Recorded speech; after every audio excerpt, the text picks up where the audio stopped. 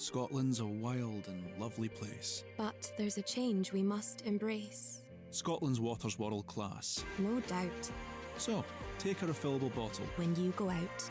It's your water, your life. Top up from the tap with Scottish Water. Fresh, cool, clear. And only available right here.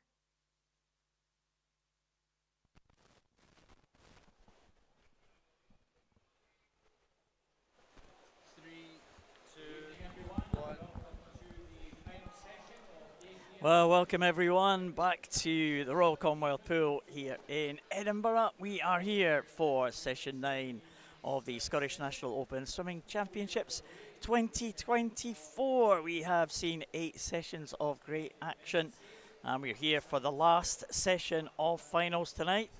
My name's Paul Noble, and I'm joined for the first time, I think, in the commentary box by Anthony Ryan, head coach of Dumfries ASC. Yep, welcome, Anthony. All. Yep, good evening, Paul. You right? Yeah, good to see you in this commentary box. Give your expertise on some of these races we're seeing tonight. There's the programme.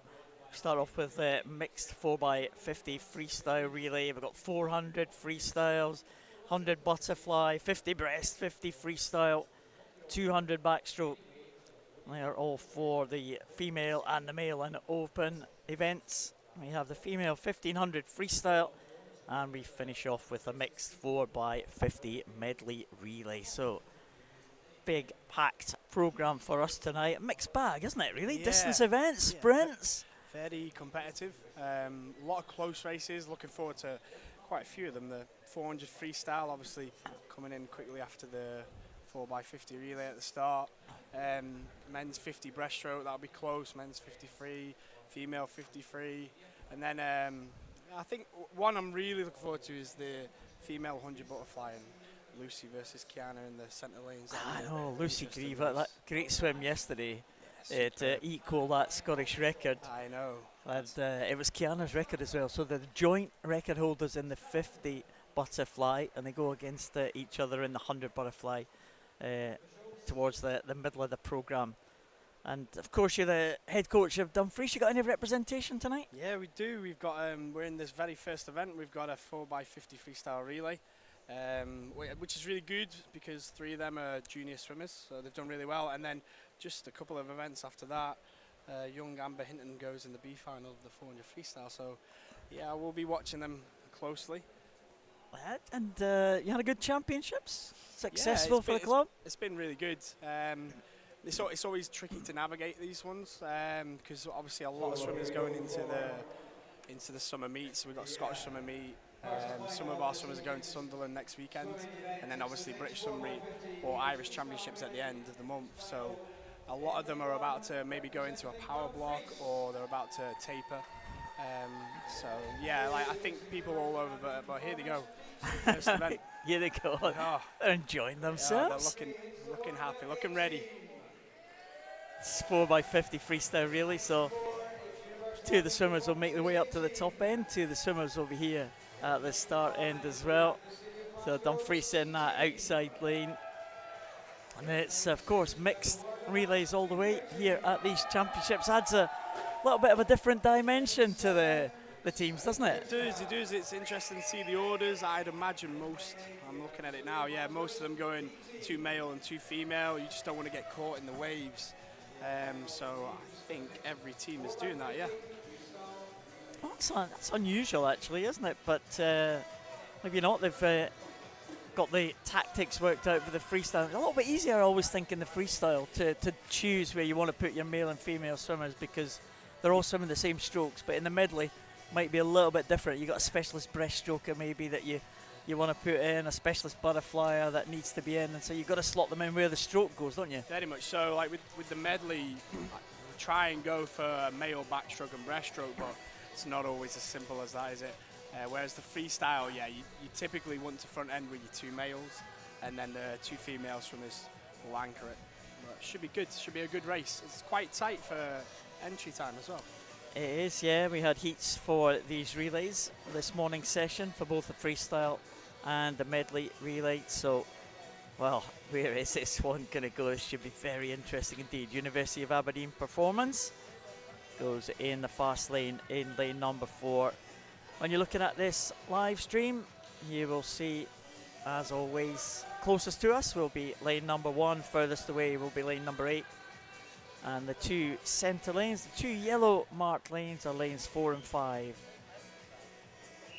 And the Aberdeen performance team goes in that fast lane in lane number 4.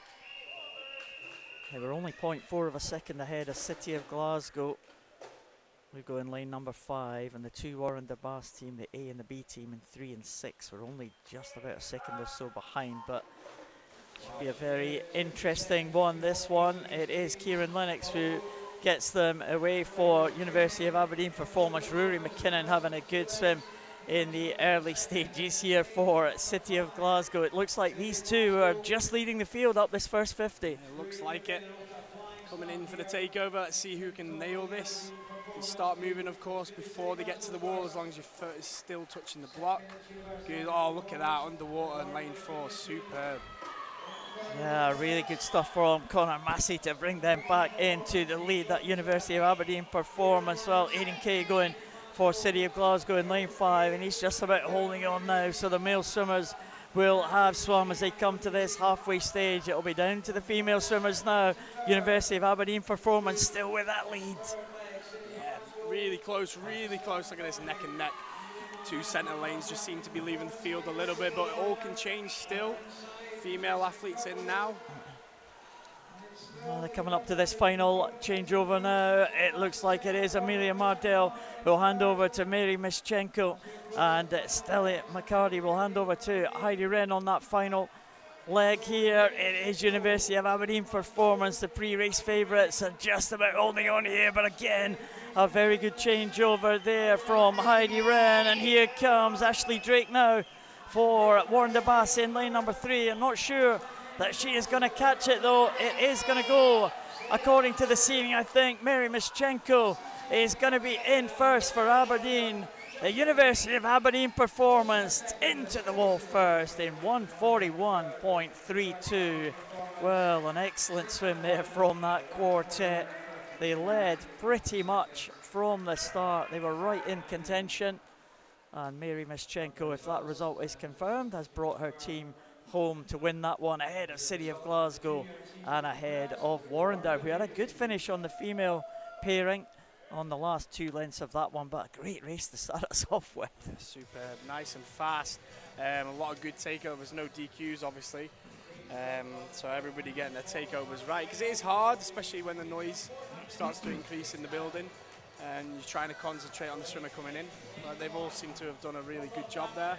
And obviously my team as well, just moving up a place, which is that's good. Sorry I didn't give them much of a mention. I know, it's all right. They look like they were enjoying themselves anyway, whatever, and that's the main thing, isn't it? Yeah, they'll learn from it as well. Like, it's a young team, and they'll learn from the experience. 2 of the girls are actually going to go on to swim in a relay at the British Swim Meet as well, so that relay experience is going to be crucial for them, especially when they go against the best in Britain. So we're on to the 400 freestyles now, and we are starting off with the para final. Big representation of para swimmers here at these championships, and the red and white team uniform for the England talent program.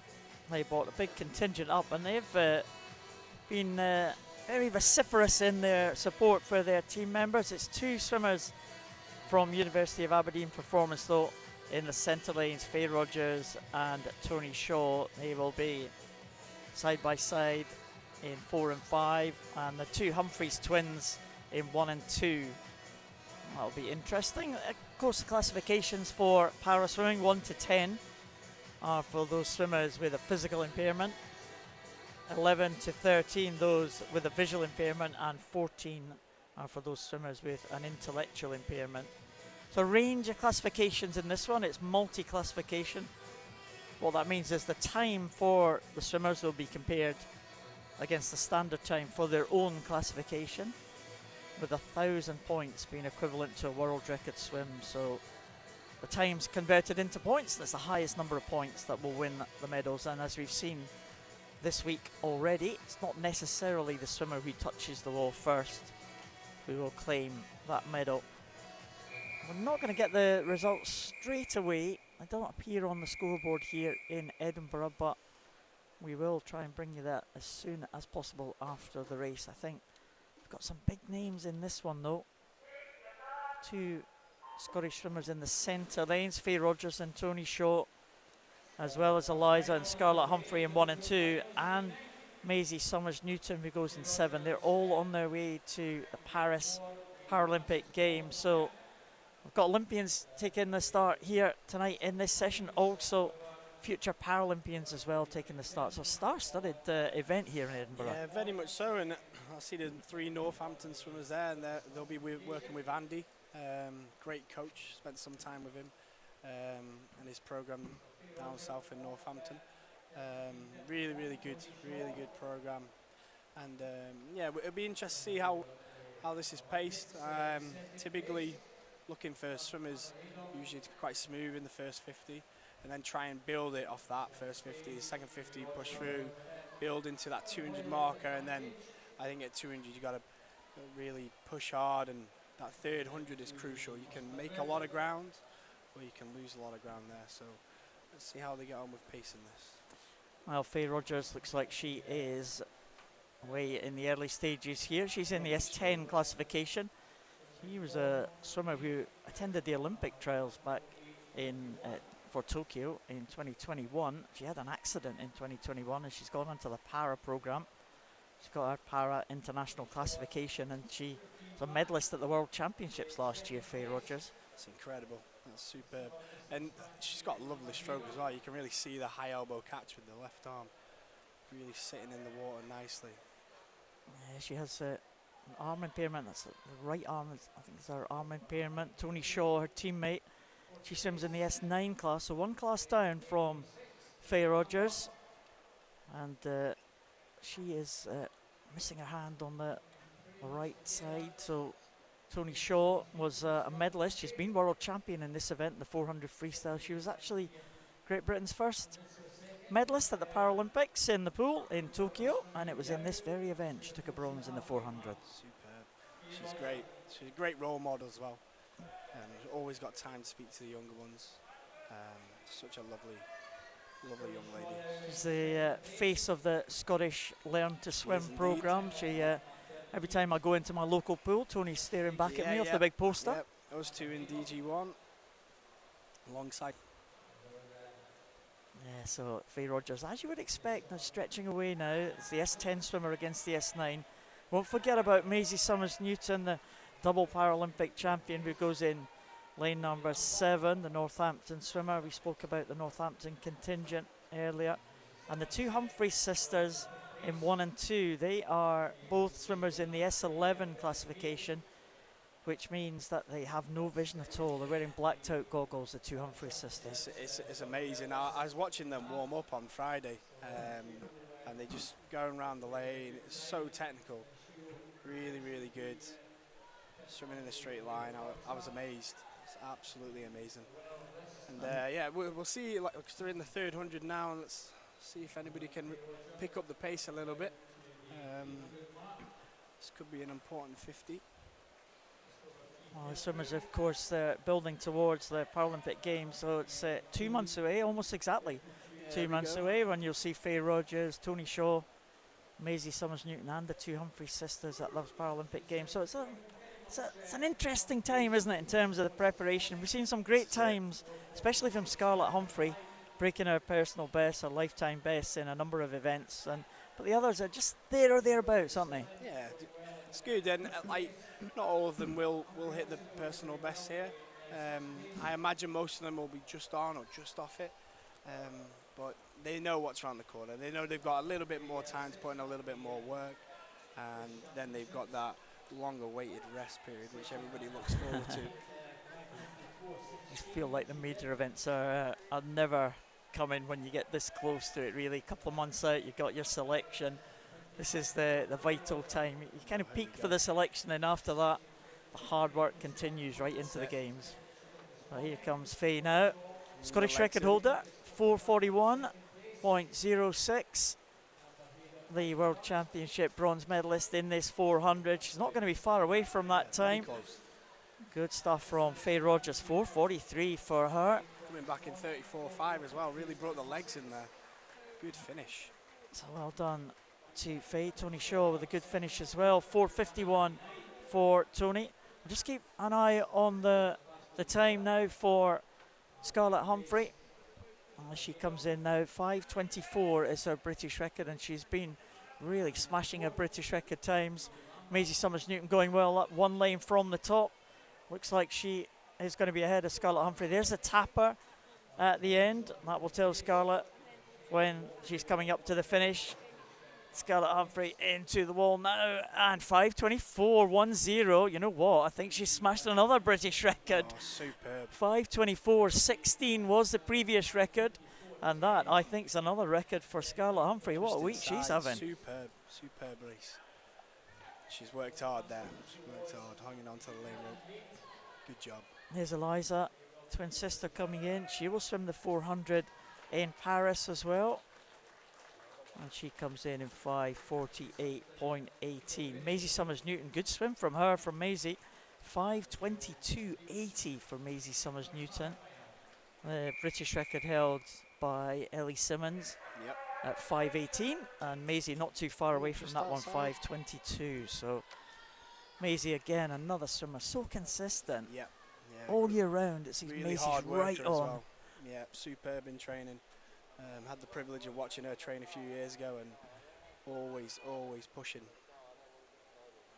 Well, as I said, we will try and bring you the result of that para final as soon as we can. I think we may be getting on to the B final before we can get the results of that para final. Certainly blasting the music tonight, aren't they? Even though we're sitting right in front of a speaker, that might have something to do with it. Hope you can hear us okay at home. So we'll bring you the result of that para final. I think we have it actually. We've just seen it appear on the system. If I can get it out in terms of time. It was Faye Rogers who hit the wall first. She's not going to be on top in terms of points. With that, it's going to go to Maisie Summers-Newton. That time of 5:22, 840 points for her. 806 for Faye Rogers. That was a cracking swim from her. And it looks like Scarlett Humphrey will be on the medal podium as well. 750 points with that British record. What a weekend that she has had, Scarlett Humphrey. So that'll be your para medalists when it comes to the medal presentations a little bit later on. So we're on for the next 400 freestyle. That's the B final. We see Mia McLeod from West Lothian in 1, Isabel Wood from Edinburgh University in 2, Rosie Foster from Warren de Bass in 3, Mary Mischenko, fresh from the anchor leg of that relay, she goes in 4. Dumfries represented by 14-year-old Amber Hinton in lane number 5, Caris Mooney in 6 from City of Glasgow, Cara Gordon in 7 from Edinburgh University, and Emily Riach from University of Aberdeen Performance over there in lane number 8. Yeah, so obviously a lot of different race tactics here. There's two girls going out quite fast, Isabel and Rosie, out in 1:04. Then a few of them just holding back a little bit more, but good second 50s, so we'll paced it quite nicely there. And then obviously 3 of them just sitting a little bit further back off that front pack. It's good. We'll see what they do, see if anybody pushes the second 100 or if people are going to wait and try and push the negative split in the third 100 and the fourth 100. And Amber Hinton, your swimmer, the youngest in this B final, 14 years of age. She's still 13. She turns 14 in October. So she is young, but look, the experience is just going to be so valuable for her. And being in the marshalling area with the older girls, and obviously the likes of Michaela Glenister as well, who are only just in the next final, I think she'll learn a lot. Learn a lot about race strategy as well. You've got to trust yourself. You've got to trust in your own race plan. Just because some people have gone out ahead doesn't mean that the race for the hand on the wall first is over. Still plenty more time. So obviously these two girls still hanging on. So Rosie and Isabel turning first, 2:13 and 2:14. Let's see if anybody can put in a big third 100. Well, that's those splits you can see. You can see the cumulative time in the bold letters there, and the bold numbers. And we also got the splits for the previous 50 as well appearing alongside those cumulative times. So you can see where the swimmers are maybe catching up or pulling away from the rest of the field. So we'll just check the splits here as they go through to the 250 mark. 34.45 for Rosie Foster, Isabel Wood 34.78. So these two round about a second faster than anyone else in the pool at the moment. Yeah, superb. So they've pushed really hard through that first 50 of the third 100, which is really good because they've gone out nice and strong as well. So it looks like it will be these two racing for the wall in the last 100. Yeah, and 17-year-old Rosie Foster looks like she has a little bit of an advantage, the Warrior Bar swimmer. And she's had a really good meet, Rosie has. She had a really good 800 free on the first day. She's built off that good 200. She made the 200B final. And now here we go, leading the 400B final. The legs are coming in now as well. Yeah, both these swimmers at the front of the field. Rosie Foster looking good. She's almost got clear water between her and Isabel Wood. It's a little bit of a tussle on for third place here between Mary Mischenko in 4 and Karis Mooney in lane number 6, and Amber Hinton not too far away as well from those two in the centre. Yeah, she's having a good race, using her legs. She's put her legs in really well. You see her there in the background just kicking. Well, here we go, it's all Rosie now. 34 split again. Bringing it home. Isabel's trying to pull back. And here she comes into the last half length now. Isabel trying to make a little bit of an inroads into that lead. She's not going to do it though. It's going to be Rosie Foster. We'll just check the time here. 4:38 that she went in the qualification heats. Rosie Foster. What's it going to be now? It's closed up, but it's not going to be enough. 4:32.24. Isabel Wood in at 4:33.73. Karis Mooney, Mary Mischenko, Amber Hinton all under the 4:40 mark. Yeah, good race, and it was good. So there was certainly a lot of tactics on display there. The two girls that have eventually won the race went out quite strong. Everybody gave the third 100 a good go. You've got to be really brave with that 100. It's hard. You've already pushed quite hard for 200 metres. And you're looking to try and build off that. But all of them really, really good there. Well, an excellent swim at the front of the field there. Rosie Foster and Isabel Wood really took it out strong. And they were able to hold on to that. Now we've got the A final. This is one you were looking forward to a little bit earlier, Ante? Yeah, it should be good. We got Michaela obviously in lane 4, Phoebe in lane 5. Will be interesting to see if Phoebe can give Michaela a good push. Oh, Sophie Main leads them out from Edinburgh University. Here's Alice Forrest, the Derwent side swimmer.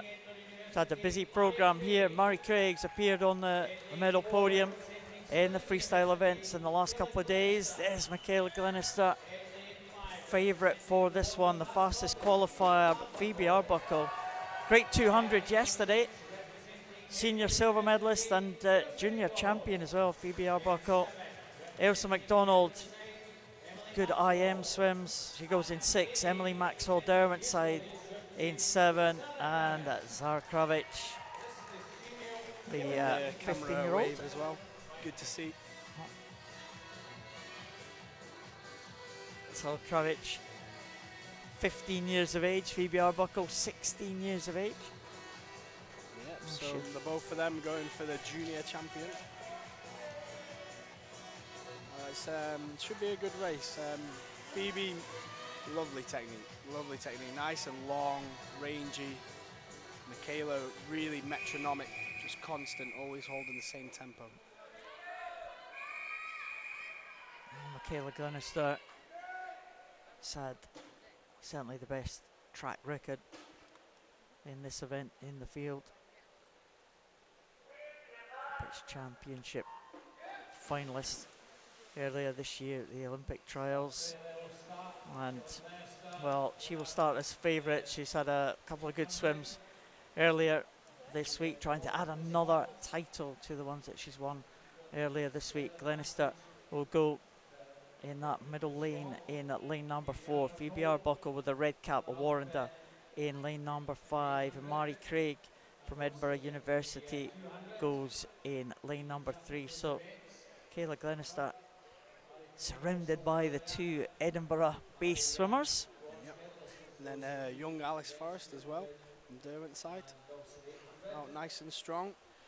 It's good. So Michaela's looking really good, controlling the race from the front as you'd expect, and looks to be going out nice and strong here. Michaela Glenister, it seems to be a name that's been around for quite a while now. She's only just 22. Yeah, she's a superb junior swimmer as well. European juniors, had some really good success. And then obviously he's transitioned maybe out of the 400 IM event and moved into some distance freestyle. But really seems to be kicking on now, and she's taking command of this race. Yeah, absolutely. Look at that, the perfect spearhead there. We don't often see that. I know, it's a rare sight, that. It is. But look at that. Some excellent swimming in the early stages here for Michaela Glenister. Again, we'll see the splits there. 32.25. Mari Craig 32.97. Phoebe Arbuckle in 33.36. So you can just see where the gaps are appearing. Phoebe Arbuckle, she has the edge over the other Scottish junior in this one, Zara Kravitz, right up at the top, as you might have expected. Yeah, I'd say so. And Phoebe hasn't got the 1500 later. She's not doing that, so must be wanting to go for a really good time here in the 400. I think she'll be pretty good from the 200 mark, but 2:05.5 out for Michaela, which is superb. Phoebe was 2:05 in the 200 yesterday, so obviously not quite ready to match that, but let's see what she can do if she can inch away in the second half of this swim. I'm just looking at the qualification times. Michaela Glenister qualified 4:25. Her entry time for this was some 10 seconds faster than that, yeah. 4:14.56. I mean, for some of the swimmers making their way into these A finals, pretty comfortable qualification, so you couldn't really tell too much from the qualification swims. Yeah, but again, it comes back to they're all going to be at different points of their training and where they're at in their cycle. I'm not sure if Michaela is going to do another meet. This could be her end of season meet.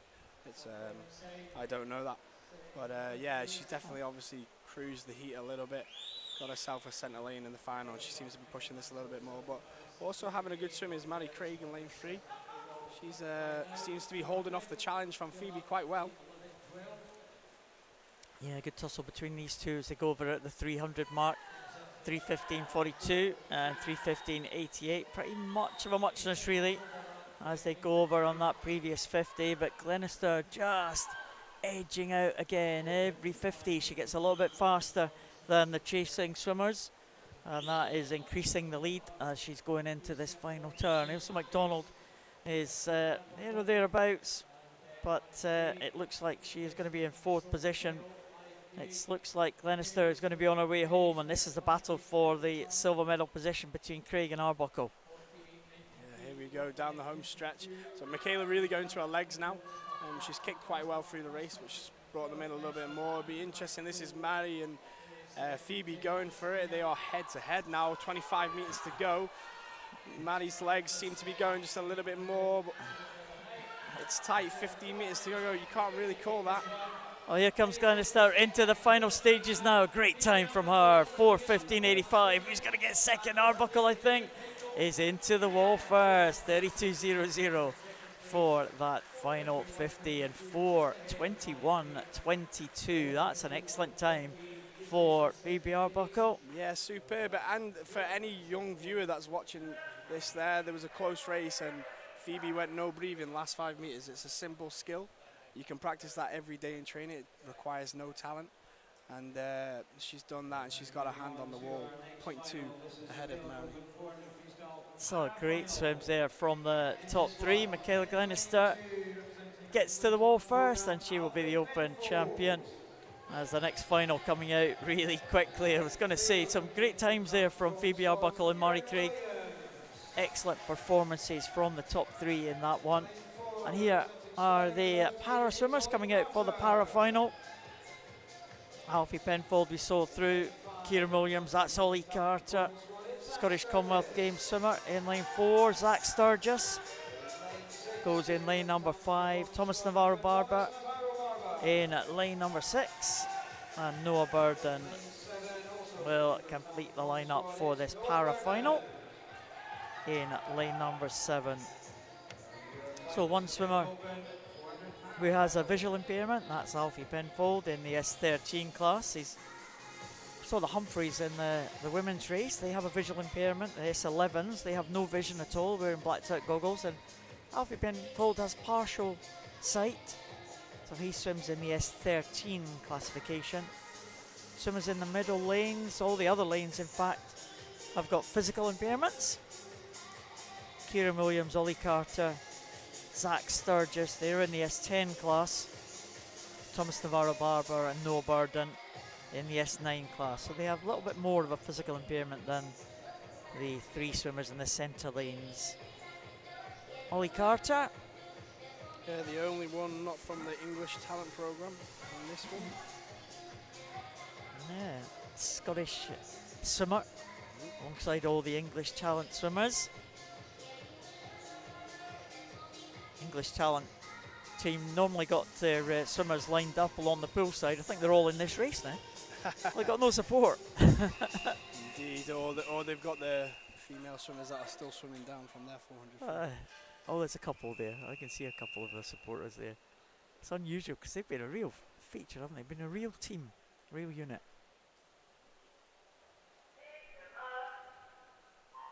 Yeah, they have. They've stayed together side by side really well, and I even noticed Warrender as well before the relays had a little cheer, a little chant to get themselves ready for it. Yeah, it's good to see these teams getting together. It's a great event to do that as well. I'm sure you have found that with your club as well, coming away from home and you know, getting everyone together, going away. It's not too far away for the English team to come up to Scotland. It's all pretty familiar, but it's just about, you know, getting the discipline, being in part of a team and doing things a little bit differently. Yeah, it's easy access as well, like to get to Edinburgh. It's not too hard, and if you need to get the train, you can get the train. But obviously Kieran Williams taking this out quite strong, alongside Ollie Carter in lanes 3 and 4. Yeah, it's probably going to be the two of the favourites here to try and take this title. Kieran Williams and Ollie Carter, both in the S10 classification. Both of them swam in the Olympic and Paralympic trials down in London. Ollie Carter's been in the World Championship team over the last couple of years, didn't get selection for the para team for Paris, and quite a lot of the reason for that is because the 400 freestyle for the S10 men is not a Paris event, but it has been in the World Championship programme before. Ollie Carter had a good trials swim, so a very good 100 butterfly at the trials, but 400 has been the one over the last few years that he's really targeted, and he holds the Scottish record in that event. But Kieran Williams has really pressured him in recent times, so he's right alongside Carter. He is. He's going with him. He obviously put a bit of a statement down the first 50, turned first, and now they're side by side. Ollie seems to just got himself in front. Yeah, so these two swimmers with that minimal impairment, both in the S10 classification. Remember, not necessarily the swimmers who touch the wall first that will have the highest number of points. So watch out for the likes of Thomas Navarro Barber going there in lane number 6, just going over now in the S9 classification. He might have a chance to post a big points total.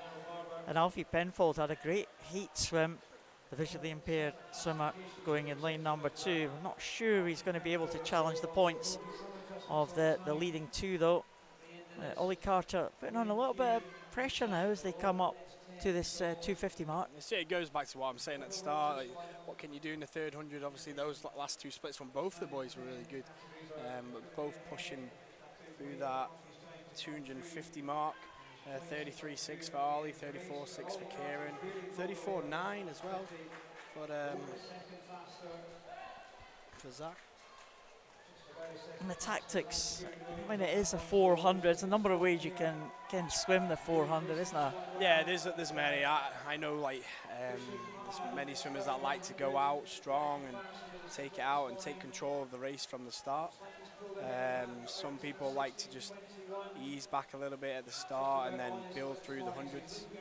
I know, as a coach, one of my favourites is just to build through that first 100 and then really attack the middle 200 metres. You always, as well, like if you're overtaking people down the third 100, it's a good feeling. It's a much better feeling than being overtaken.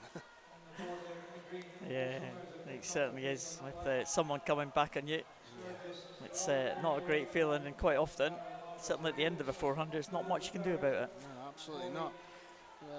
Ollie now, a lot of legs there into that turn. He's bringing in the stroke tempo. It seems to be increasing. Yeah, well done. Ollie Carter really pushing away now. Kieran Williams maybe trying to come back on terms now to Ollie Carter. They swim in the heats 4:23.37. He's been under the 4:20 mark before, but this is a good performance from Ollie Carter. If he can get under that 4:23, I think he'd be quite happy with that. And he's going to be there or thereabouts, just maybe over 4:24.17. So another consistent swim from Ollie Carter. Kieran Williams in second position in terms of finishing place, ahead of Zach Sturgis as well, and Thomas Navarro-Barber, well, some 13 seconds behind Ollie Carter, so we'll see if that's going to be good enough to claim the medals, the gold medal in terms of points. Alfie Penfold is coming through now. Let's see what he can get. Can he go faster than his 4:48 this morning? No, 4:58 this time for Alfie Penfold. So wasn't really able to follow up on that great swim that he had this morning. But Noah Burden, the youngest in this field, the 16-year-old in the outside lane, again from the England Talent Programme. He had an entry time from the heats of 5:36.60. I'm not sure he's going to challenge that one. We'll wait until he gets the clock there. 5:31, he does challenge it. 5 seconds there. So half of those boys getting a little bit faster and half of them maybe a little bit slower from their heat swim. It's a challenge, that, you know. You got to put in a good heat swim. It's a good skill to learn, and then you got to try and go faster in the final. And that is a difficult race skill or arena skill that you've got to learn over the years. Absolutely. It's all good experience for these swimmers. We have got the result of that one before we go on to the next final, on the A final. I can bring you the points totals. Oh goodness, it was very close indeed in terms of points. We had Kieran Williams, 707 points. I thought it'd be close between Thomas Navarro-Barber and Ollie Carter. Thomas Navarro-Barber, 728 points. Ollie Carter, 729. Wow, 1 point. So there you go. So Ollie Carter will take that para title. And that in itself brings it's another lesson for young swimmers watching this. You're always racing. Like, if you're in the heats, you could be racing against the clock, and that could be the difference of making a final or not, or making a podium or not. Absolutely, it went down to 1 point, and that is just, well, that's not even 100th of a second sometimes, or maybe 100th of a second or so, with the difference between the gold and silver there in terms of the points for the para races. We're away for the B final though. Ben Rogers in lane number 1 from University of Aberdeen Performance, right down at the bottom of your screen. Callum Sinclair in lane 2 from West Lothian. Connor Aspinall has had a good couple of days. He goes in lane number 3. Sidar Gulen from Warren de Bath and William Shepherd from Perth City, they go in 4 and 5. Panos Angelakis from East Lothian in 6. Joshua Robinson down inside in 7. And James Boddy from Geary in lane number 8. But Connor Aspinall, he was the junior champion in on day 1 in the 800 freestyle. He didn't swim in the final, but he was awarded that junior title from his swim in the heats, and yeah, he's going along very nicely. We've seen some very impressive swims. He had a good 50 freestyle this afternoon. It's a rare event for him, but he dropped a nice PB in that. Barring a disqualification, he should be all right for Scottish junior champion in this race. But he'll no doubt want to test himself and push himself in this final. Well, line number 5, along nicely, William Shepherd. Well, we saw him yesterday in the 1500, finishing the bronze medal position in that 1500 race. Yeah, good swim yesterday from William. Tough back-to-back, that 1500 on the Saturday and then 400 free heat Sunday morning into 400 free final. It's good. It's very good practice for if some of these lads are going on to British Summer Meet, maybe Scottish Summer Meet. That's good. He seems to be opening up a little bit of a lead, but over there, Joshua Robinson going with him. Yeah, it certainly is. Derwent's side have had some excellent swims as well. We were just discussing this afternoon on the live stream how many swimmers we thought that Derwent's side had, because they seem to feature in just about every second race. And I think there's only about 10 of them or something. Yeah, they are very good value for money. Here we go. William's still looking okay here, pushing through. A lot of them splits there, tough, really pushing through the 250 metre mark. They're going to come up to the 300. Let's see if they can push a little bit more. Callum Sinclair's actually picked up a pace a little bit down in lane 2. Shepherd now coming up to this 300 mark, 32.58 for that previous split, 0.2 of a second ahead of Joshua Robinson, so he's maintaining that 1.5 second or so advantage that he has. It's going to be tough to catch him now. Yeah, it is. Still, here we go, legs are coming in. Same with Joshua in lane 7. He's had a more continuous kick, nice long ranging stroke. Sidar as well coming through now. He seems to be back-ending this race quite strong. He's coming back with a bit of speed. He'll be trying to hunt down Joshua in lane 7, no doubt. You see he's breathing to him on this 50 as well. We'll be seeing him. But at the front, it's all William. Yeah, Shepherd has done a good job here. For 17 was his time in the qualification heats. He's capable of going much faster than that. He's maybe got a point to prove here in this final. Sidar Gulen really coming along very well there in the closing stages, trying to catch Joshua Robinson, and big improvements for these three on the cards here. Shepherd gets in 4:11.44. Sidar Gulen, what a finish that was. 4:13.26, and Joshua Robinson 4:13.48. So massive improvements there from the heat for William Shepherd. Sidar Gulen, well, he followed up that swim he had in the heats. He's gone faster again. Yep. 4:13.49 in the heats, 4:13.26 in the final, and Joshua Robinson in the 4:13 range as well. An improvement for him from the heats. Yeah, really good racing there from all those gentlemen. And a final next. And here they come. Henry Baker from Stirling University. It goes in lane number 1. Brodie Gordon Gibson. Is he going to be there? I don't think we have got Brodie Gordon Gibson there. In lane number 2. Cameron Travis goes in lane number 3. George Smith, who had a good 400 IM yesterday. Alexander Sargent, who probably had one of the heaviest programs out of any athletes here at these championships. He goes in 5. Arthur Logan and Jude Lydiard from Edinburgh University, they go in 6 and 7. And Scott Fleming out there in lane number 8. The South Lanarkshire swimmer is the youngest swimmer in this final, 18 years of age. In fact, without Brodie Gordon Gibson, he's the only teenager in this final.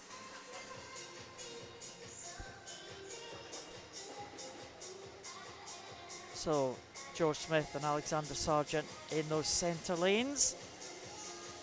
Yeah, Alexander Sargent maybe just cruising the heat a little bit with that 4:03 seed time. But yeah, George, like you said, really good 400 IM. Had a good 400 IM at the Olympic trials as well. Swam very well there.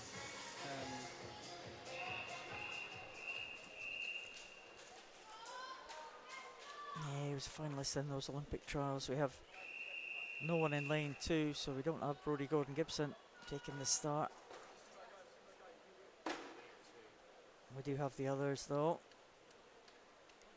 George Smith and Alexander Sargent in the centre lanes. They will be favourites. Cameron Travis and Arthur Logan had good swims in the heats as well. And again, the likes of Arthur Logan capable of going well under the 4-minute mark. And it might take that to get into the medals tonight. But Alexander Sargent, I mean, talking about swimmers we've seen over this weekend, he's done the 800, he's done the 1500. Saw him in the 200 freestyle yesterday, 200 backstroke this morning. That's a programme. Big schedule. And all the finals as well on top of that, so yeah, he's got plenty of swimming. He looks nice and controlled, Alexander does, in the first 100 here. George seems to be just pushing that on a little bit more, so there could be some difference in tactics here. George seems to be going out a little bit stronger, a little bit more of a kick. It's not quite a 6-speed kick, he's kicking his legs for a little bit of balance by the looks of it, but a nice long stroke. Yeah. Alexander Sargent, 4th place in the British Championships just a couple of months ago down in London. That's where he set his entry time of 3:50.98, so that is a pretty impressive time for Alexander Sargent. Arthur Logan was coming into this event, he was the second fastest entry time. He's going in lane number 6, line in 3rd at the minute, but George Smith has gone out to a really good start here. George Smith looks like he fancies his chances here in the early stages. Does indeed. He's taking it strong to the 200-metre mark. He's obviously thinking, I'm going to take control of this race. It's up to me to now finish it, and we'll see. Let's see if Alexander has got enough left in the tank to make a move, because like you said, he's had a lot of racing this weekend. Yeah, so George Smith there with that lead at 29.57, as you can see. Yeah, good split. The only swimmer under the 30-second mark there, and he's got about a couple of seconds advantage over Alexander Sargent. Well, this will be a bit of a surprise, I think, to see Sargent in 2nd place. Yeah, I think so. He has had some amount of meters, hasn't he? Race meters anyway, this weekend. Good, like a lot of good techniques in this race. See a lot of them breathing every 2. Nice gallop strokes from a lot of them. High elbow catch. George looks amazing. He's really pushing on as well. He's just dropped a 29.1 on that 550. Yeah, absolutely incredible performance so far from George Smith. As you said, he had a great swim in the 400 IM down in London, didn't he? Yeah, really, really good swim. Actually managed to see him train for a week in January, and he's got 4 great strokes, like 4 really good techniques, very strong breaststroke. But yeah, this front crawl, he is pushing this really hard, and again another good split, 29.5. Wow, this is something incredible. pretty good here. Yeah, it's going to be under the 4-minute mark. Let's see, well, the entry time that he had for this event was 3:57.02. Let's see what he's going to get here. Well, looks like he's going to be well inside that. Wow, fantastic swim. 29.2, yeah, he is just getting better and better as the swim goes on. Well, it is 2nd place is Arthur Logan. He's gone ahead of Alexander Sargent, who's now under threat from the likes of Cameron Travis and Jude Lydiard as well. But look at this at the front of the field. George Smith, what a swim this is going to be. He's going to be around about the 3:50 mark, 3:51.20 for George Smith. 28.69 for a final 50. Well, incredible swim from him. That was amazing there for George Smith at the front of the field. Arthur Logan in 2nd place in 3:59.30. Be pleased to dip under that 4-minute mark, and Sargent just holds off the challenge from Cameron Travis there to take that 3rd position. But there is the winner, 3:51.20. Wow. Great swim, well paced. Took it out hard, backed himself, believed himself, and then he was really brave, like really pushed through the 3rd 100, gave himself a really good lead and never really looked back. Well, Alexander Sargent was a firm favourite with that one, with an entry time of 3:50.98, but even at his very best, he would have struggled to live with George Smith there. Wow. I feel like he's maybe got a taper coming round the corner, which he's probably looking forward to very much. Yes. He's had a good week, Alexander Sargent. He'll pick up another medal, but that was an incredible swim from George Smith. And then we got the first set of presentations. Going through the programme quickly tonight, I think, aren't we? Cruising for it. Some good races, some really good races so far. And obviously, after these presentations, we'll be moving into the 100 flies. So a lot of good races still ahead, still to come. I do like the 400s. Yeah, they're good. It's a very tactical race. And it is like, it's moved on in the last 20, 30 years. It's more of a long sprint now. And those that are willing enough to do that will usually see the benefits, as George just did. So the first race that we saw tonight, now going to be accepting their medals on that Commonwealth Games at medal podium. Did you know that, Anthony? I did. It looks very nice. It's used for the Glasgow Commonwealth Games. Not sure if that was a diving podium, maybe, because the diving was held here in Edinburgh. Yeah, that's true. But, Sid Argolin, Ben Kelly, Katie Rose and Ashley Drake.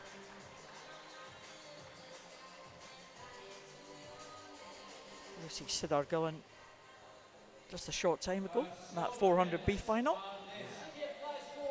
And City of Glasgow, City of Glasgow C team. They've got some strange suffixes on their team. They've got a C team, which seems to be their fastest combination, a D team as well, which was faster the other day, but doesn't matter, does it? City of Glasgow. I don't know if that's just mind games from the other coaches, I'm not sure. Yeah, they'll have their reasons, whether the A and the B teams pulled out. But, so it's Rory McKinnon, Aidan Kay, Stella McCarty and Heidi Wren, but they are the champions. University of Aberdeen performance, Mary Mischenko, who anchored the team, Kieran Lennox, Conor Massey, and Amelia Mardale. It's like Tom Bealey's picking up one of the medals there as well. There you go. There he is. And this is the junior champions. More on their junior team. Fresh from Glastonbury by the looks of things, yeah? Hey, Ali doesn't need to go on that podium, does he? He's tall enough without it. Oh, nice bucket hat as well. Excellent. Like a bucket hat? Oh, I like a bucket hat, yeah, it's good. It's in fashion at the moment, it's in fashion. It's in. They had the World Para Championships were in Manchester last year. Oh, yeah. Bucket hats, the nice. order of the day.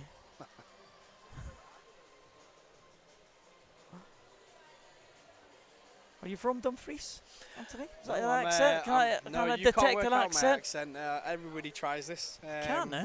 Yeah, everybody tries it. I've been all over the country, really. I was born in Norwich. Norwich, I would never have guessed that. Exactly right, and then moved to Doncaster in Yorkshire, and then Crewe before moving to Annan, which is just south of Dumfries. Oh, and yeah. I moved to Dumfries after I finished school and started coaching straight away. Assistant coach to Danielle Brayson, who's an amazing person, really, really good coach. If anybody ever gets a chance to work with her, I suggest do it, because you'll learn a lot. But time for the next race, 100 butterfly. Yeah, it's a para final. And we see the world champion in the S10 class in this one. That's Faye Rogers. In line number 4, Ella Williams from the England Talent Programme. Going in line 3, there's the world champion, Faye Rogers. 100 butterfly, very much specialist event for Faye Rogers. Connie Ratley goes in at lane number 5 from the England Talent Programme. And Emma Imrie enjoying the music. Yes. Coming in. Just letting everybody know that as well. Superb.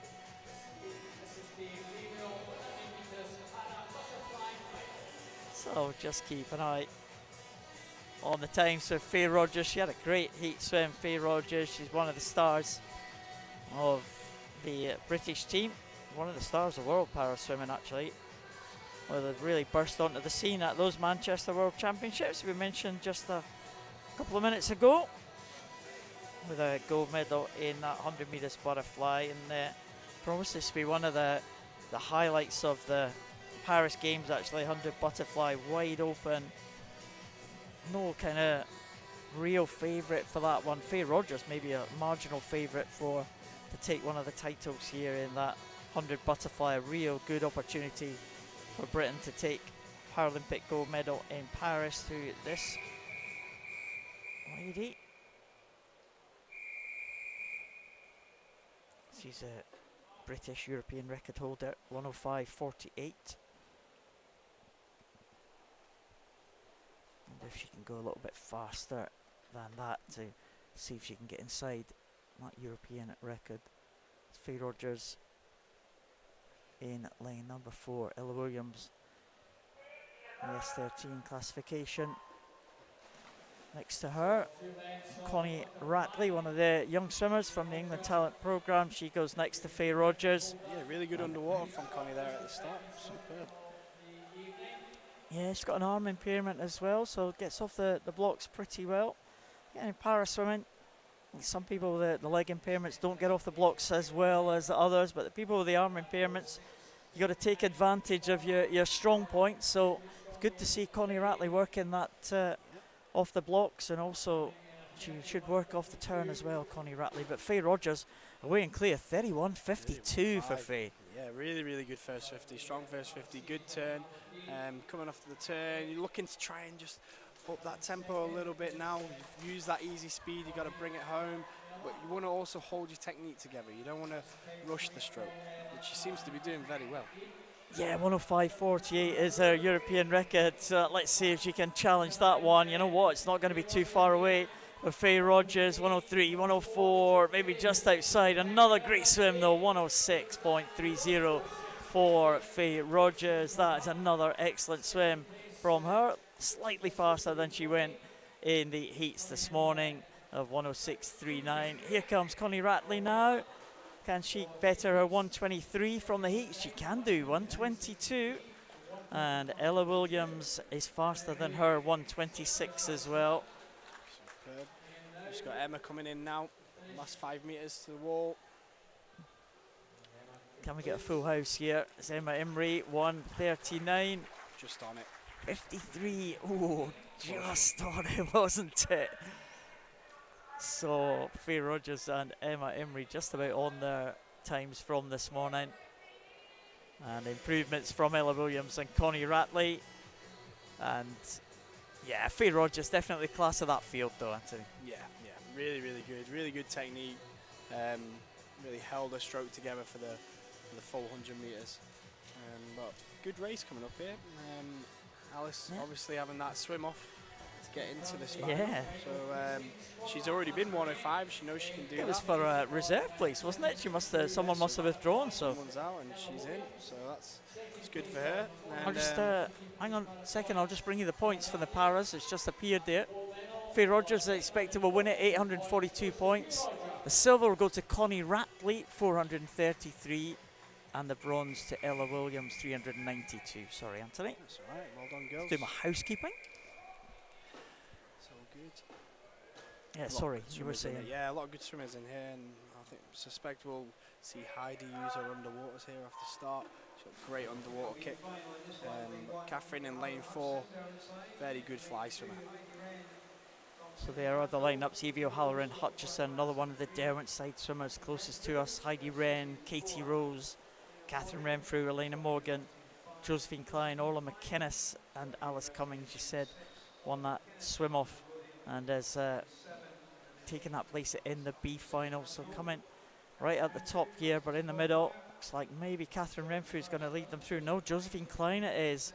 29.56 ahead of Renfrew and Elena Morgan. Alice Cummings right in the mix there, 4th place. Yeah, Really, really good first 50. Catherine seems to have just pushed on a little bit now. So we're coming down the second 50, but lane 5 as well, Elena Morgan, she's coming through very nicely at just the right time as well. Let's see if she can push on to the wall. It's tight between the three of them. Catherine seems to just have her head out in front. Yeah, I think she might just get this one. Catherine ran through into the wall. She had to glide a little bit at the end there, but it wasn't vital in terms of the result. 103.54 for Catherine Renfrew. Well. Good swim. Good swim. And, Elena Morgan 104.16. Josephine Klein 104.38. Just a tiny little bit of a glide at the end there. Yeah, she'll know that straight away. She probably won't need a coach to point that one out. She'll have felt that as she hit the wall.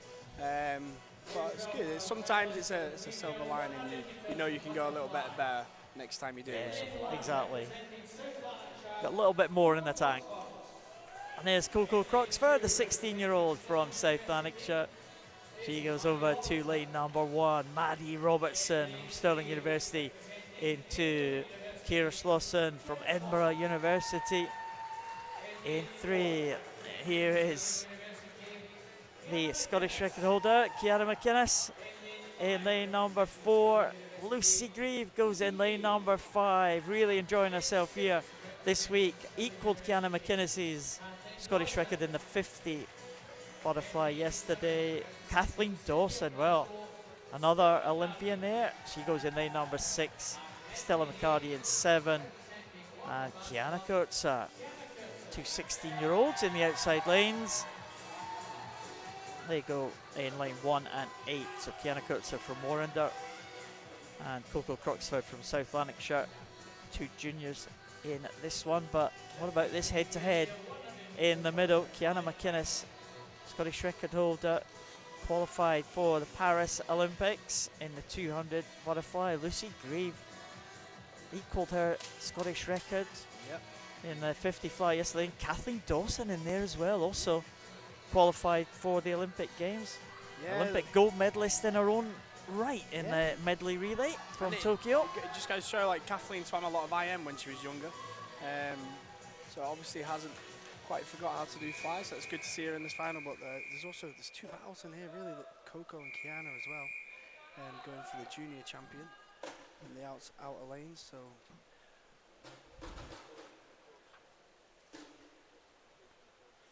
very interesting race ahead. Fascinating race in prospect here. Lucy Grieve, that great sprint flyer that we saw yesterday. Might expect her to be possibly out ahead of Kiana McInnes, but Kiana McInnes very, very strong, incredibly strong in the 200 butterfly. She's going to be very, very tough in the closing stages of this one, and it looks like Kiana McInnes maybe just for the edge over Lucy Grieve. Yeah, I think so, and she seems to be just getting to the wall just in front of Lucy there, and you'd have to favour her a little bit with her 200 butterfly background. But a great turn from Lucy there, really good underwater. She's not going to let Kiana get away so easy. Well, Lucy Grieve really putting everything into this one. Kiana McInnes just with the edge here, but Lucy Grieve coming back now. Kiana McInnes, though, looking strong. Looks like she is going to hold off the challenge now of Lucy Grieve. It has been an excellent head-to-head here. Lucy Grieve very close, but McInnes is going to get it. 58.01 for Kiana McInnes. And that is 9/100ths outside her own Scottish record. Incredible swim there from Kiana McInnes, and she looks delighted with that one. Yeah, great swim, and she's probably just really buzzing off the back of being selected for the Olympic team. She just seems to be in great form, and every time she hits the water for a butterfly event, she's just absolutely superb. Joy to watch. Look at that time for Lucy Grieve as well, 58.78. Incredible. A lot of good 100 fly swimmers in Scotland right now. Yeah, I think it was it Coco Croxford just got in Coco ahead of Kiana Kurtzer? Just ahead of Kiana, yep, really, really good swim. That's her obviously done the double with the 200 fly, as junior champion. So well done to Coco. So now we're on to the male and open 100 metres butterfly. We start with a para final. We saw Faye Rogers has been a firm favourite for the women's event. The firm favourite for the men's event is this man, Stephen Clegg. S12 swimmer. He is world record holder Stephen Clegg in this 100 metres butterfly. Ollie Carter back in the water again after that 400. It's been a quick turnaround for Ollie. Declan Castles completes the lineup, South Lanarkshire. Aidan Stanbrook we saw go through there, Zach Sturgis and Rio Rogers as well. Those are the other three swimmers in this 100 butterfly final. But again, Stephen Clegg, very much the favourite for this one. Yep. And taking his time as well, getting his clothes off. It's good, it's wise, that is. You know, you're in the centre lane, you dictate it at your own pace.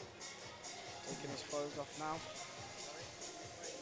And again, Stephen, a visually impaired swimmer, and we quite often see with the visually impaired swimmers, if you know, very difficult to spot the finishes and the turns at the best of times, even when you have good vision. But quite often in the visually impaired races, we see some difficulties at the turns. But if Stephen Clegg gets it right, he gets it really right, and he's done plenty of training on his stroke counts, and he knows when the wall's coming based off that stroke count.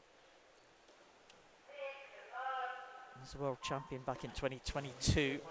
He's a Paralympic silver medalist in Tokyo, the World Championship silver medalist last year, and the world record holder. And Stephen Clegg, well, incredibly good technique, Stephen Clegg, isn't he? Yeah, really, really good technique. He's moving his hips well. He's got a nice long stroke, rangy. He's not over-revving it. He's not pushing the tempo too hard. I imagine he's going to try and pick that up a little bit off the turn. But good, he's managed to spot that wall well. He's got his stroke count right into the wall there. Good underwaters. And now he's going to look to really push on down this second 50. Rio Rogers in second, Zach Sturgis in third position, but here comes Stephen Clegg now. The world record 56.75 for Stephen Clegg now. Can he post a good time as he works his way towards the Paris Paralympics in a couple of months' time? It's going to be a good time for Stephen. 56.75 and 57.22 for Stephen Clegg. Half a second outside his own world record swim. Excellent stuff again for Stephen. Really, really good swim. Quite a few of them there going faster than their heat swim as well, which is really good to see. Rio going 101.3 and Zach going 103.7. Really, really good. Second 50s, both back in 33. Great swimming from all them boys there. Wow, excellent swim there at the front of the field and all the way down the field as well. Some big improvements on the times, but Stephen Clegg will surely claim the gold with that one. That's going to be a huge points total. That's going to be the high 900s, I think, once we get that one confirmed. Hopefully we'll get that one before the B final gets underway. Oh, here we are. It's just come up on the system, Anthony. Yeah, and Stephen Clegg confirmed as the winner. The bronze medalist is Zach Sturgis, 615 points. Rio Rogers, 701 and 978 points for Stephen Clegg. Great swim, great swim. So we have got the B final. Robert Burgess, Edinburgh Uni in 1, Aidan Kay in 2, City of Glasgow, Luca Plater, Mid-Sussex in 3, Riccardo Lucarelli in 4 from Stirling Uni, Lewis Maxwell, Derwentside in 5, Joshua Press, Stirling Uni in 6, Rory McKinnon in 7 from City of Glasgow, and Kieran Lennox, University of Aberdeen Performance. Off to a great start at the top there. Yeah, Kieran Lennox, he's got a very good 50, hasn't he? And he's sub 25 seconds at snags earlier on in the year, so he's going to use a little bit of that 50 speed. Some of them seem to have just caught him back up a little bit just as they go into the turn, but it's tight. It's a very close race. Really good underwaters there, all of them. But lane 4, Riccardo just getting his nose out ahead now, but also Rory McKinnon coming back in lane 7. Yeah, Rory McKinnon really strong here, coming inside Rory McKinnon as well. Joshua Press is making a little bit of a challenge here. Difficult to tell from that angle, but look at this. Oh, everyone together. Oh, who's going to get it? Oh, Lewis Maxwell it is by 9/100ths of a second. Well, what a race that was. Derwentside come out on top. Lewis Maxwell And look at that, 56.75 down to 57.34. 0.7 of a second. Yeah, he was the only one back in under 30 seconds in the entire field. Oh. It's managed to get his hands on the wall first. What a race. Very good race. Oh, let's hope for another close race here in the A final. What a good swim from the Derwent side swimmer there. It's going to be a battle of the universities in this A final, I think. Stirling Uni and Edinburgh Uni, with only one Aberdeen performance swimmer in this one. It's Callum Rose making his way out to lane number 1 from Edinburgh Uni. Peter Allen, the first of the 4 Stirling swimmers. He goes in lane number 2. Tom Robertson, he's in lane number 3. Evan Jones, first of the 2 middle lane swimmers, both from Stirling. Next to his teammate Jamie Robertson, separated by only 4/100ths of a second. It's Brodie Gordon-Gibson. Obviously gave up that earlier B final to concentrate on this 100 metres butterfly. Tom Bealey, winner of the 200. He goes in lane number 7 in this 100 from University of Aberdeen performance. And the final Stirling swimmer is Zach Speakman in that outside lane. So who's your money on this time, Anthony? Oh, hey, this could be another tight finish. I think Evan's probably just going to have enough, but interesting that obviously Brodie missed that 400 final, and he must think that he's got a little bit more in the tank then for this final. So let's see what he can do down there in lane 6. Yeah, Tom Bealey, as I said, was good in the 200. It's almost a, well, speciality 200 flyer really, Tom Bealey. See what he can do over the 100. Yeah, really consistent fly swimmer as well. He's very good at holding his stroke rate and his stroke tempo. Watched him a lot of times over the years. And very good fly swimmer, very mature swimmer, great role model for young people. So this is going to be an interesting one. Evan Jones in 4, Jamie Robertson in 5. Brodie Gordon-Gibson in 6. Tom Robertson in 3, but to be honest, danger all over the pool. Oh, very much so. And they're all off to a really good start, all getting close, really close to 15 metres on the underwaters there at the start. The centre lanes look like they're just taking it slightly faster than the rest of the first 25 metres, but there's still another 50 plus metres to go.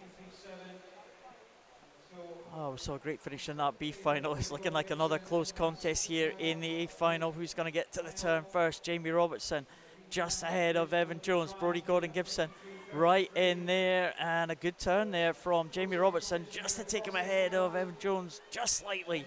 Yeah, just on the turn, Evan just seemed to glide in a little bit on the turn. It's probably lost him a little bit of speed off, but seems to have built quite nicely. It's very tight, Evan and Jamie again. We're going to have another blanket finish here. Well, all going to be on the touch. Who's going to time it properly? It is going to be Jamie Robertson. 53.17. It was a clear victory in the end with Evan Jones in second. And Brodie Gordon-Gibson, well, he did get on the medal podium. That was his plan, obviously. Just missing out there. The top 2, according to the seeds, were the top 2 in that final. Jamie Robertson and Evan Jones. It was a clear victory, closer than I thought it was going to be in the approach to that last few metres. Yeah, I think Evan might look back on that turn, a little bit of disappointment. He just lunged in a little bit, probably lost a bit of speed there, and then he had to work quite hard in that third 25. But no, really good swim from Jamie. Really, really good swim. 53.1. Really happy with that. 53.1 and 53.4 is faster than the entry times and nice. Faster than the heat times, so you can't complain at that. Definitely not. So well done to the butterfly swimmers. A couple of exciting races there. 3 exciting races. Stephen Clegg going close to his world record time as well. Yeah, they gave us some good racing to watch there from all the gentlemen. Moving on to the sprint events now, which are always exciting after the medal presentations for the 400 freestyles.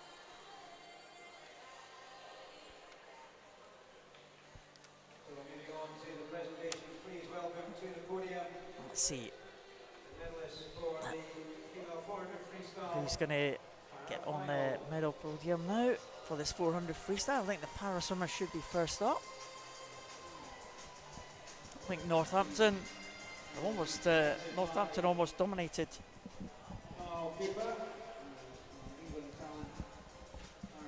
The proceedings here, and Maisie Summers-Newton helping her teammate Scarlett Humphrey onto the podium. Thought Scarlett was going to stop there. Maisie says, no, I'm on the top, I'm on top. So well done, Scarlett. British record for Scarlett Humphrey, around about 6/100ths faster than her old record, which she set in the Berlin World Para Series earlier this year. Faye Rogers had a good last day of competition here, and she is silver medalist, Faye Rogers. But Maisie, well, double Paralympic champion in the 200 IM and 100 breaststroke going into Paris. These all three swimmers on that podium will be heading for the Paris Paralympics, and all of them have got big chances of making finals, making medal podium positions, and gold medal positions might not be out of the question. In fact, Faye Rogers and Maisie Summers-Newton will probably start as gold medal favourites in their respective events.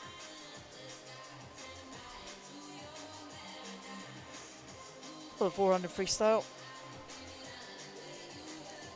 medalists now making their way on to the podium, and swimmers who have already been on the podium earlier in these championships. Molly Craig on the bronze medal place this time, 4:21.48. Phoebe Arbuckle just finishing ahead by 6/100ths of a second. Really strong finish from Phoebe Arbuckle.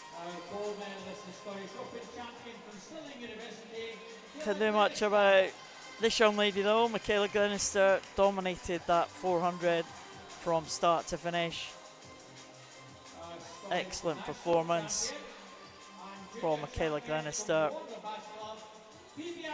And Phoebe Arbuckle is crowned the Scottish champion and also the Scottish junior champion as well. So nice collection of medals for Phoebe Arbuckle. Some rich pickings from this 400 freestyle. She was senior silver medalist and junior champion in the 200 freestyle as well. So great stuff from that 400 freestyle medalist. Welcome to the podium, the medalist for the Male Open para-final.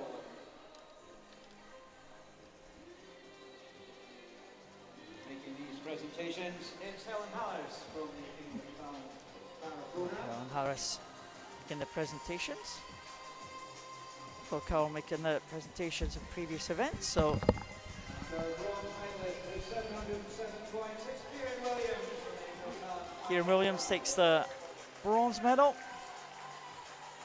And this was a mighty close contest here for the gold and silver medals. Thomas Navarro Barber was just 1 point behind the winner, and that was Ollie Carter. 1 point more, 729 points from University of Stirling, Ollie Carter.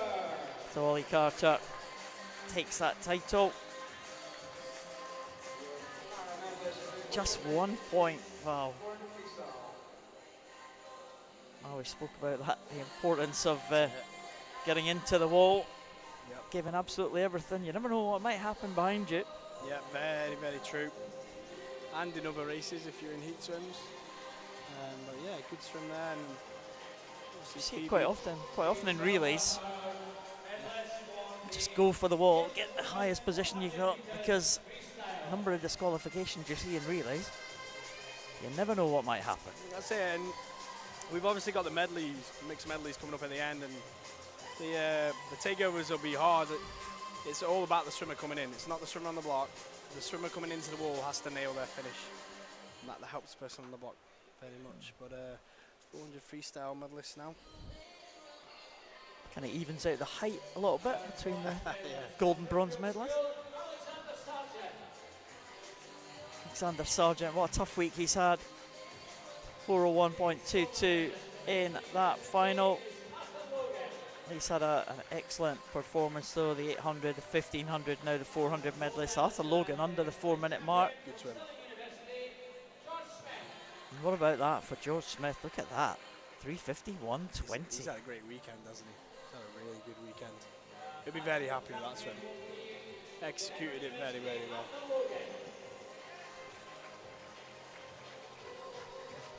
Arthur Logan taking that Scottish title. And there's Conor Aspinall again. Yep, good swim.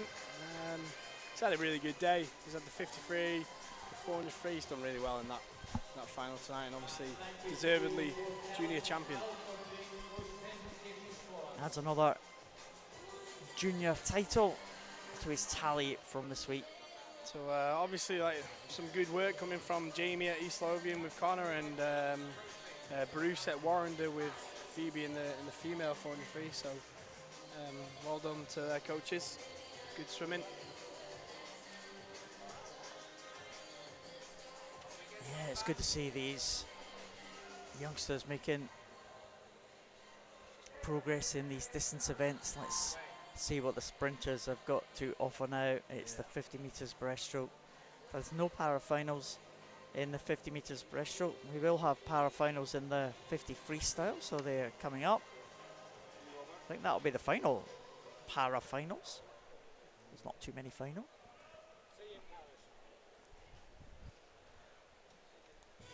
It's Maisie Summers-Newton's granddad wishing us good luck in the comms box. Hey. His granddaughter's done really well, Maisie Summers-Newton. Another title for her. Yeah, superb. So Good to here is see the him B-final. up here as well, supporting her. Really, really good. He goes everywhere. Maisie's granddad, one of the main supporters of the GB swimmers, especially Maisie. Let's see what the B finalists can do. Erica Sate, Ailey Robertson, Ella McGeorge, Ellie Kennedy, Anna Findlay, Nuala Gow, Amy McLeod, Iona Casapidis. That is the lineup for the B final. One length of the pool in this 50 metres breaststroke. In lane number 4, it is Ellie Kennedy, City of Glasgow. Anna Findlay goes in lane number 5. These two may be just edging it now as they come into the last 15, but it is very, very close indeed. Nuala Gow from Geary trying to come through as well, but I think it is going to be 4 or 5 all on the touch. Who's going to get this one? Absolutely together, and it is Ellie Kennedy in 33.77 with Anna Findlay just behind 33.89, all on the touch again. Yeah, very, very close finish. Ellie just seemed to have got off to a slightly better start. And it's important in the 50 that you don't want to rush the first few strokes. You want to get a hold of the water and then really push on from there. And she managed to do that really, really well. She's had a great season, Ellie Kennedy has, so she'll be very chuffed with that B final in there. Yeah, an improvement on the heat time as well. Yep. Big improvement actually, about half a second or so. So that's great to see that progression from heat to final. And here are the A finals. Perry Scobie leads them out for Stirling Swim. Zara Smith from Warrender Bars, big Edinburgh University presence in this one. And there is Katie Goodburn. She goes in lane number 3. But there's Cara Hanlon. What a heat swim we saw from Cara Hanlon, the Scottish record holder. She goes in 4. Anna Morgan's been on good form this week, picking up medals in the 100 and the 200 breaststroke. Hannah Bowley as well, 19-year-old from Edinburgh Uni, in 6. Emily McGee from Dundee City Aquatic. Kanji calls a shot. She goes in lane number 7. Louise Edmonds completes the lineup. Edinburgh Uni swimmer in lane number 8. Edinburgh Uni teammates, Anthony? Yeah, there's plenty of them in here. Obviously, really keen to see Cara go here. Just goes to show you don't need to be big to be a swimmer. Just technique. Technique is the most important thing, and technically, as a breaststroke, Cara is one of the best in the world. Yeah, she's been very good form here the last couple of days. Very good 200 last night.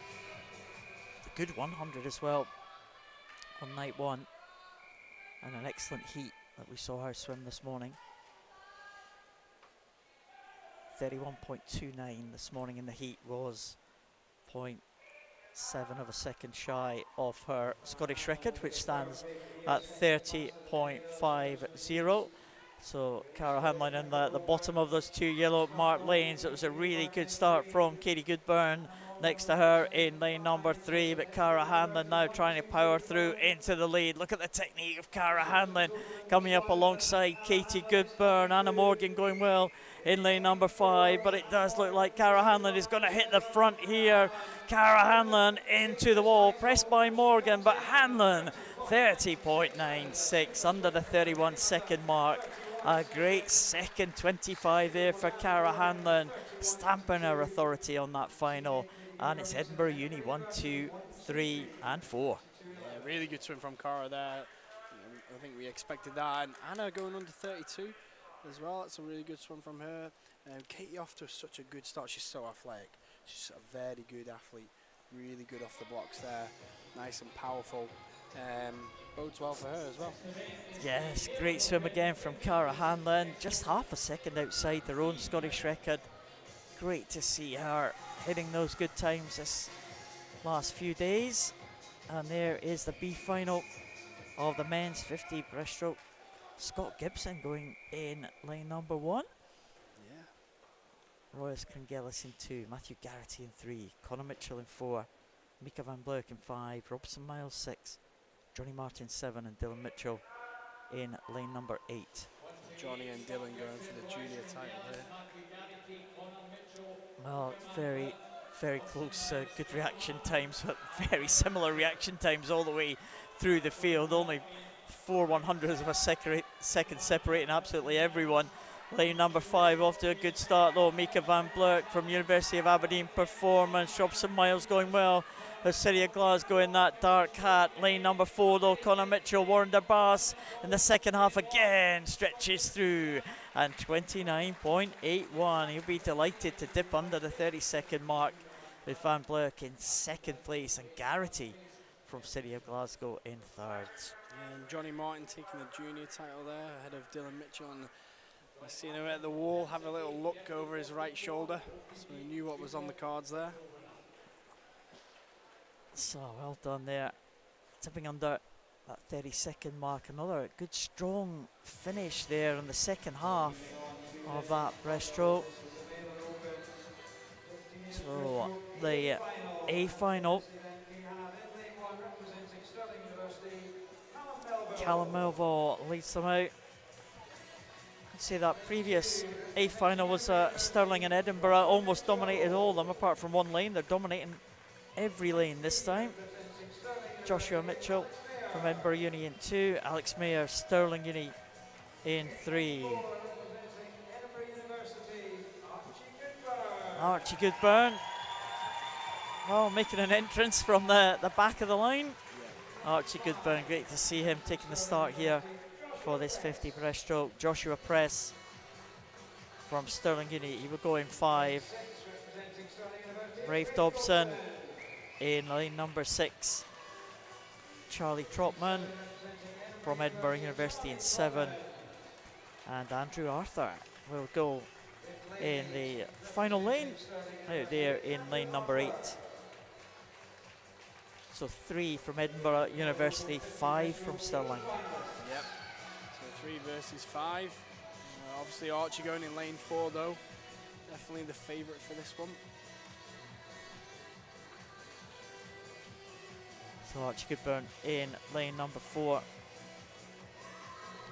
28.16 looked really good in the heats. Good to see him in the water this weekend. Joshua Press was the only other swimmer under the 29-second mark. He was 28.99, goes in lane number 5.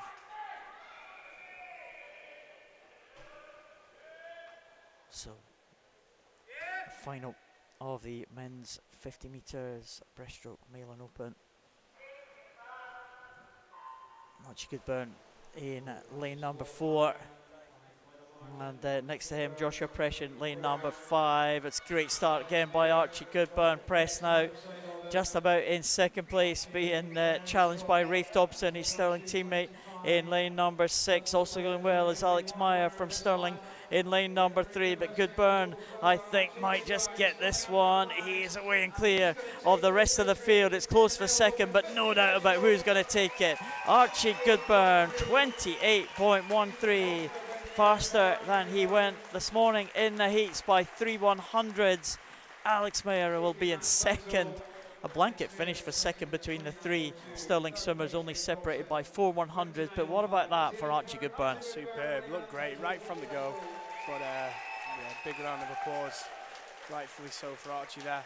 Yeah, it looks superb, straight off the block, quick, great pull out, up into his stroke really quickly. Never looked back, did he? Well, Archie Goodburn, absolutely fantastic there to see him take that 50 metres breaststroke. We saw Katie Goodburn in the previous final as well. Same a good swim, so the Goodburns having a good very good final night on the session. 50 breaststroke there. So well done to Archie Goodburn. And yeah, great to see him be on top of that podium, isn't it? Yeah, absolutely. Some more presentations now. We move on to sprint. Seem to be over in the blink of an eye. So please welcome to the podium the medalists for the female 100 fly final. We saw Faye Rogers go past us up the stairs a little while I ago. think I she wonder was if she's speaking to her parents yeah. Just a few minutes ago. Wonder where she is. We're going to miss this presentation. It's a shame.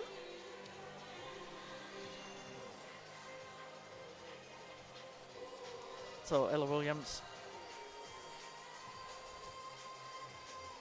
looks like she is going to claim that bronze medal position. So bronze medalist with 392 points from the Infant Talent Programme, Ella Williams. Oh, here comes Faye, just in time. Ella Williams will take that bronze medal. He is a champion. Connie Ratley. Good swim. She's a swimmer with a lot of potential, Connie Ratley. Yep. As is Ella as well. And there's Faye Rogers. Better late than never. Just about made it, Faye.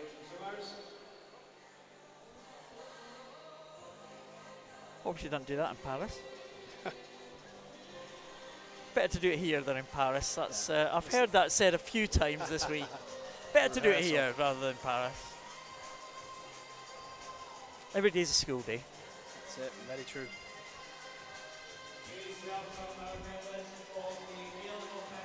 Here was one of the big head-to-heads tonight in this 100 metres butterfly female final. Don't do yourself an injury, Kiana. Doesn't look very slippery, that. I suppose it might be if you're coming in with wet feet. Smooth wood. Yeah. Kiara Slosson again on the podium in a good swim. butterfly event. Good swim. Like she's had a really good season. I think her fly's really progressed this season, so I think she'll be happy with that. Lucy Greaves had a great year, hasn't she? Yeah, superb. Yeah, really kicked on. Well, of course, Kiana making that Olympic team, and then 58.01 100 fly here. She'll be very confident with the speed she has on her fly.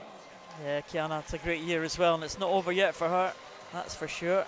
Coco Croxford will claim the junior title. Another good swim from Coco. Excellent performances there as the male para finalists come out, para medalists I should say. Here they come.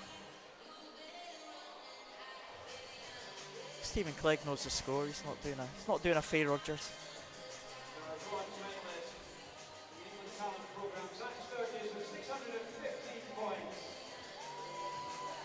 Zach Sturgis had to get in ahead of Ollie Carter, and he did that very well to claim that bronze medal.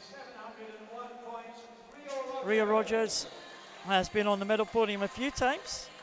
Swimmer from Basildon and Phoenix.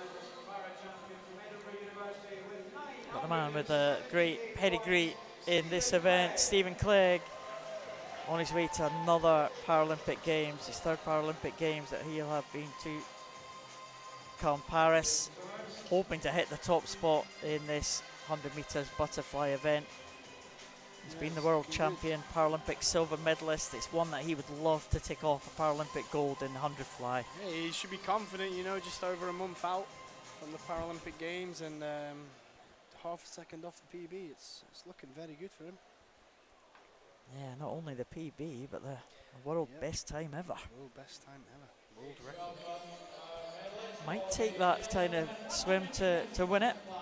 He's not going to have it all his own way, but we'll be watching Stephen with interest as the 100 metres butterfly medalists make their way out. Lee Gordon Gibson gets his reward. He's chose his events carefully tonight. He has indeed. The leaving the 400 free final paid off. And then a silver medal for Evan Jones. Evan Jones. Great swim from Evan Jones. And another rising star, Evan Jones. And Jamie Robertson this time was ahead, 53.17. Yeah, good swim. Excellent swims here, excellent times. And Slovenian swimmer getting the junior title, so excellent performances there in that 100 fly. Look at those times, 53.1, 53.4 for the top two. Yeah, really good swims. I think Robertson just managed to put his swim together a little bit better than the other boys, but really good times from all of them. So we're still up the other end of the pool for the 50 freestyle events. We saw the 50 breaststrokes, we're on to the 50 freestyles now, so this should be fast now. Para final. One of the most populated events are the para events this weekend.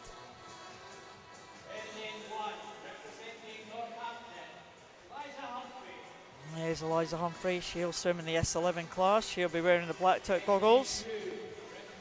Going in lane number 1. Evie Lambert is coming out alongside Scarlett Humphrey. Scarlett Humphrey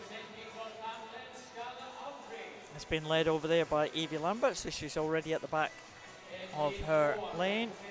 And there's Amber Haycock, British team member at the Europeans just a couple of months ago. And Abby Kane, Scottish record holder in the S13 classification, Commonwealth Games representative in Birmingham. And there's Connie Ratley, fresh from the medal podium, making her way up to the start. Alongside Ella Williams, also off that medal podium. There's Emma Emery. Always looks like she's having a great time, Emma Emery. She's enjoying it. That's exactly what you want, isn't it? Just looking forward to the final, nice and relaxed.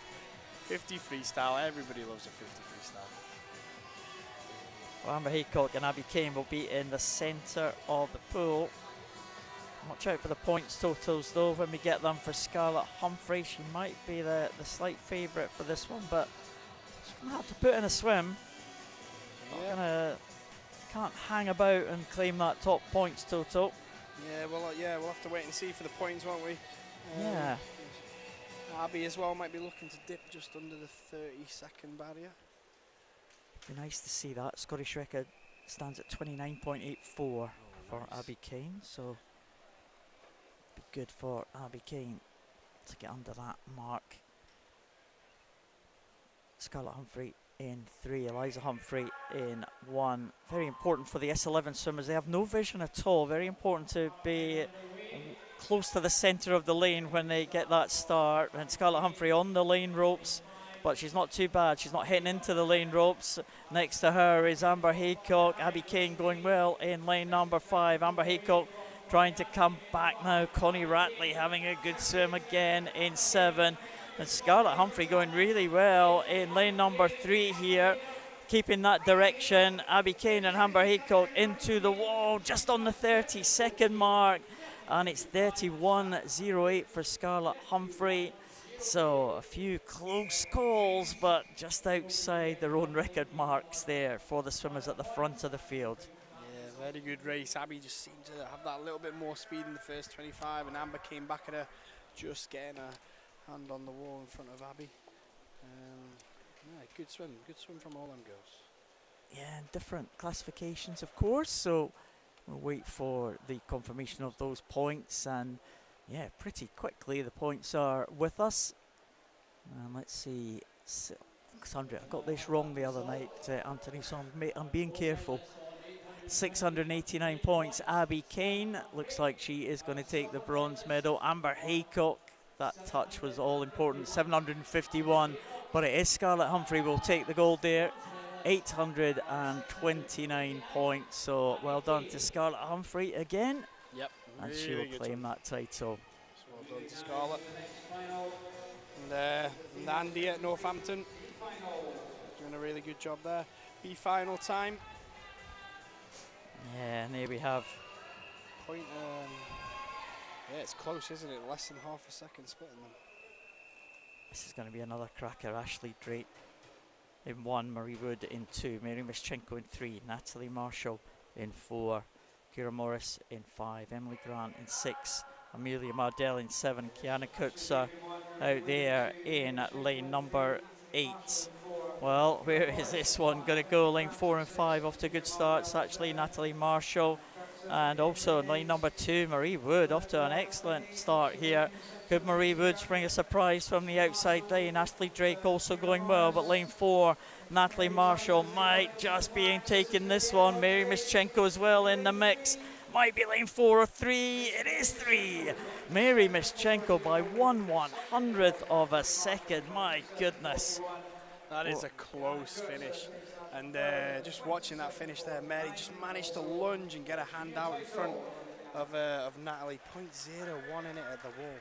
That's how tight these races are. It's been some really good races. Some cracking races there. And Kiana Kurtzer was not too far behind as well, the 16-year-old. Yeah, and she'll take the junior title again.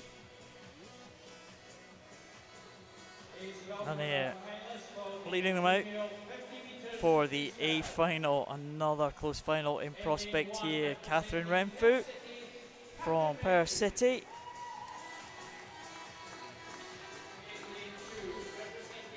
Josephine Klein from Stirling University. She goes in lane number 2. It's a quick turnaround for Anna Morgan. She's in the 50 freestyle final. Just saw her in the 50 breaststroke final. Evie Davis in lane number 4 from Stirling University. Quick turnaround for Katie Goodburn as well, and she's in lane number 5, well supported by the crowd here in our home pool. And there's Jasmine Hammerlane. She's been sprinting well. And Nicole Dupree from Millfield. And the final swimmer, Melissa Turnbull from Stirling Swim. Yeah, good field, very close at the top here. Could be another blanket finish, and we've had quite a few of them already tonight. Be interesting to see if Katie can really get herself off the block like she did in the breaststroke. She was really fast in the first 25. Wonder if she can do the same here in the front crawl and maybe even hold on down the back end. Well, Evie Davis was the fastest from the heats, but there's a few of these swimmers that we've seen sprinting, not necessarily freestyle sprinting, but in other strokes as well. So bit of a mixed bag in this A final. We'll see where this one is going to go. Evie Davis in 4, Katie Goodburn in lane number 5. And Katie Goodburn did get away better than Evie Davis there. She was almost on a par with Jasmine Hammerlane, our Edinburgh University teammate. Looks like Hammerlane might just have the edge in lane number 6. Davis though trying to pull through in the closing stages here.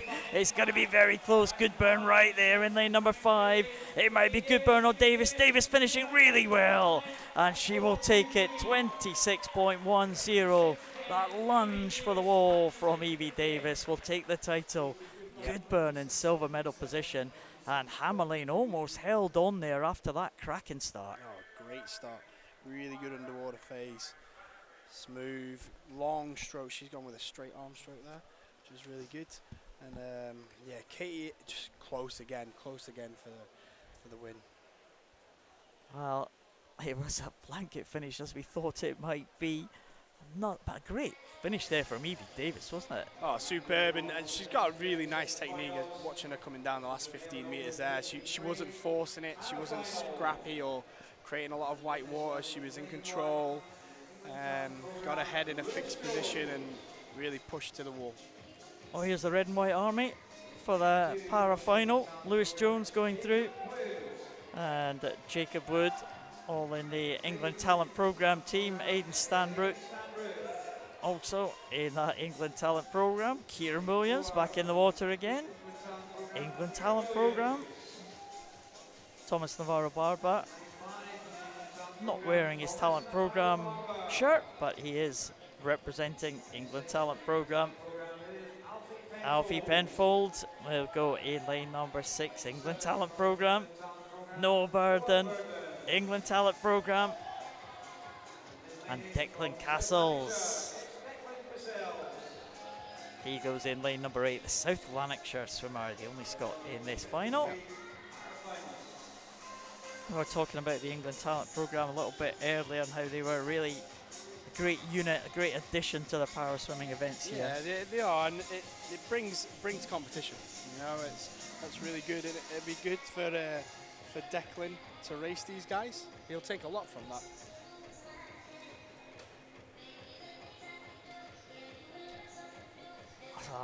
This England Talent Programme, some of the swimmers just on the fringes of breakthroughs to the senior team. We've seen Amber Haycock, for example, swimming the European Championship. We've seen some of these male swimmers as well, Thomas Navarro-Barber, Kieran Williams and the like. Very close to selections for the senior team, so we will see what we can get in this one. Yeah, really strong start from lane 2 there. Really good underwater. It's giving it going, but lane 4, good, and just pushing on now. Yeah, Kieran Williams out ahead here. It is the S10 swimmer, Kieran Williams, Navarro-Barber, the S9, but Kieran Williams into the wall first. Is that going to be good enough to beat Thomas Navarro-Barber on points? I suspect not. Navarro-Barber one class down, so the S10 getting in ahead of the S9 swimmer. I think Navarro-Barber might have done enough there in 27.52, so some excellent times there. Kieran Williams, 26.60, that's great, isn't it? Superb swim, really, really good. Again, much like Evie in the last final, just really smooth, really nice technique. He wasn't forcing it, he wasn't creating a lot of splash, always in control. Kieran Williams, I think, will be there or thereabouts for the medals. We've got the points here. Oh, well, here we go. I've just seen these points totals. 566 for Jacob Wood. He will claim the bronze medal. But look at this. Kieran Williams and Thomas Navarro-Barber tied on 663. Wow, there we go.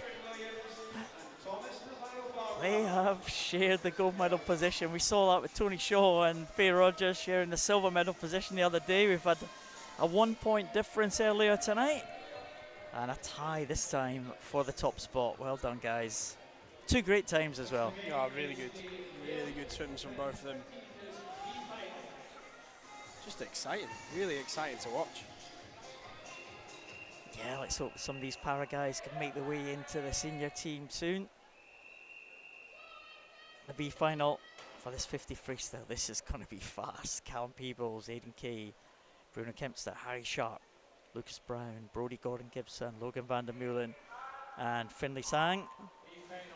Let's see who can get away the best in this one. Whoa, maybe lane number 6, Brodie Gordon-Gibson, trying to add to that good performance that he had in the 100 fly. Looking very good, Gordon-Gibson. Coming back though in lane number 5 is Lucas Brown. Also going well in lane 3, Bruno Kempster from Edinburgh University. I think it's going to be Brodie Gordon Gibson into the wall. It is 23.87. Kempster was not too far away, and it was Lucas Brown winning that close contest for 3rd place. But another good swim. Brodie Gordon Gibson having a good night. Yeah, and he is. Missing the 400 free finals paying off for him. And interesting, Lucas Brown going with the straight arm stroke there. Really powerful stroke for a 50. But the high elbow stroke of Brodie getting the job done in that final. Yeah, different techniques in terms of the sprinters. You've seen the likes of Anna Hopkins and that straight arm freestyle and the sprinters. I think David Cumberledge has got a technique all of his own, really, hasn't he? He does, yeah. I think I was saying before, it's a bit unorthodox, but it gets the job done, doesn't it? And yeah, absolutely. Magnus Morris here going in lane number 1 for Ren 96. Brogan Hyde just going through for Stirling Uni in lane number 2. Harry Robinson, Stirling Uni in 3. There's David Cumberledge. He is in that centre lane. He'll be the big favourite for this one in 4. Adam Ritchie, Stirling University in 5. Finley Club. He's going through in lane number 6. And Rory McKinnon is Finley Club. Rory McKinnon in the blue of the city of Glasgow. He will go in lane number 7. And Scott Gibson having a busy night. He is indeed. He's got all the 50s down, hasn't he? Yeah, let's see what David could. He looked really good in the heat, David did. I wonder if he can just push that on a little bit more. He's got a great catch. I think hopefully the viewers on here can see that. But he has a very good catch on the water. Maybe looks a little funky when we're watching from out here, but it's definitely fast. It certainly is, and he's proved that over the years, that's for sure. Cumberledge, big favourite for this one. Can anyone challenge the Edinburgh University man? Adam Ritchie from Stirling Uni next to him. He was only 3 100s ahead of his teammate Harry Robinson in 3. But Cumberledge there in lane number 4. Big favourite for this one. Another great start. Look at Cumberledge straight up and into his stroke and straight away ahead of the others in this field. What a great swim from Cumberledge in the early stages, and he's keeping it going. That high turnover, that flat stroke almost on top of the water for David Cumberledge into the wall, and look at that, 22.18 for David Cumberledge. Ritchie was in 2nd, and Rory McKinnon sneaking through for the bronze medal position out there in one of the outside lanes, lane number 7. But what about that for Cumberledge? Yeah, really good swim though. Hey, 22.18, that is fast. He is so nearly breaking that 22-second barrier, which I know a lot of the top male sprinters always like to break. But really good swim, and good swim from Rory McKinnon out in lane 7, just proving that if you got a lane, you can get your hand on the wall and get yourself in the medals.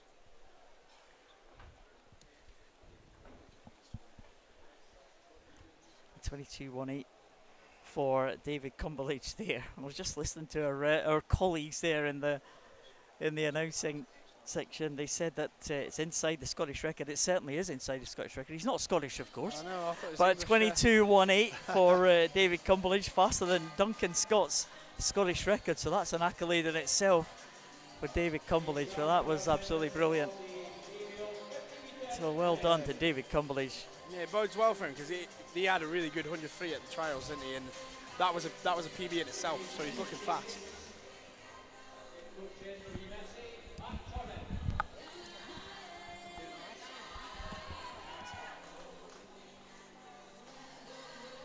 So we got the 50 breaststroke medal ceremony.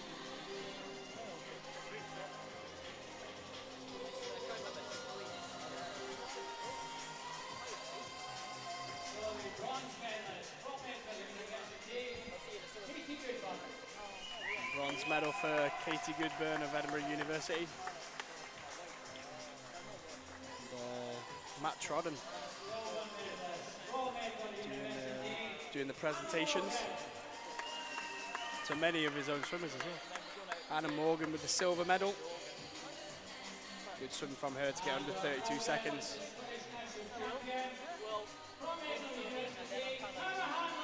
And Cara Hanlon, Scottish champion, 30.96. All three girls of Edinburgh Uni. And then the junior Scottish champion, Ellie Kennedy of Glasgow.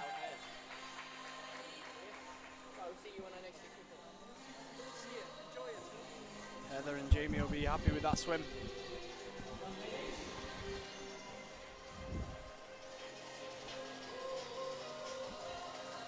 Cara's been really good this championships, hasn't she? Every time, right? She's just such a good role model for the sport. I know a lot of the younger girls look up to her, and every race, like she is 100% every race. Really, really good athlete.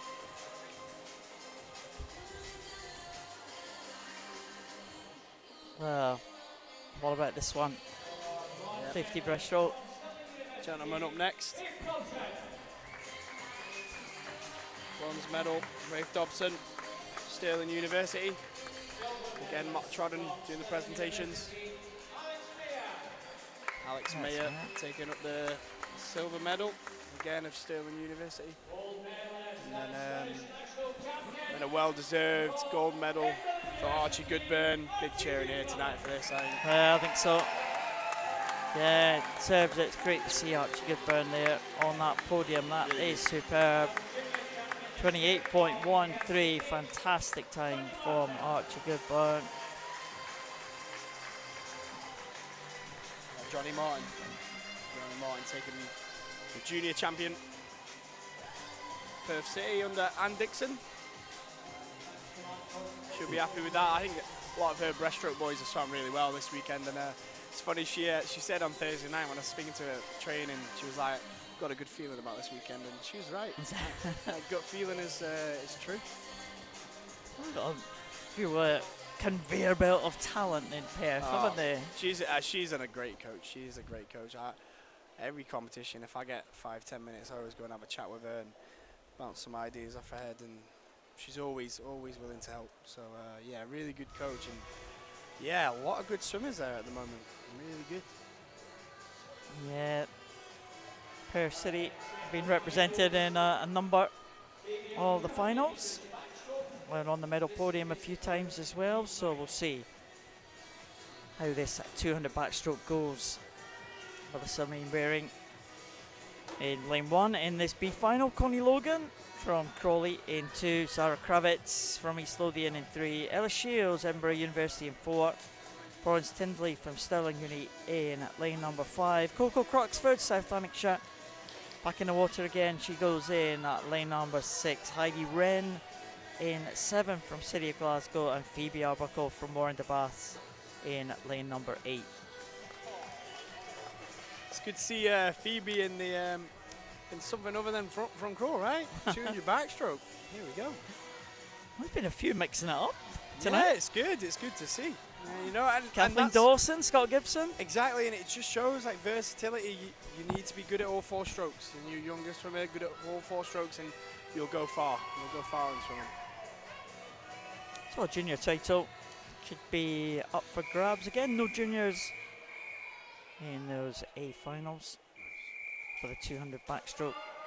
So it's a Coco Croxford, Sarah Kravitz, Phoebe Arbuckle trying to go for that Scottish junior title. Ella Shields though is in that centre lane. She's not one of the juniors, as Florence Tinsley. These two swimmers a couple of seconds ahead of the rest of the field, 2:22 and 2:23 respectively. Yeah, and we'll 200 back. Find out who pushed the heat and who maybe held a little bit back. I think it's a tip for anybody watching. Keep an eye on Heidi Wren's underwaters around the walls. Like really, really good underwater kicker. So keep an eye on her. She'll go pretty far off the turns.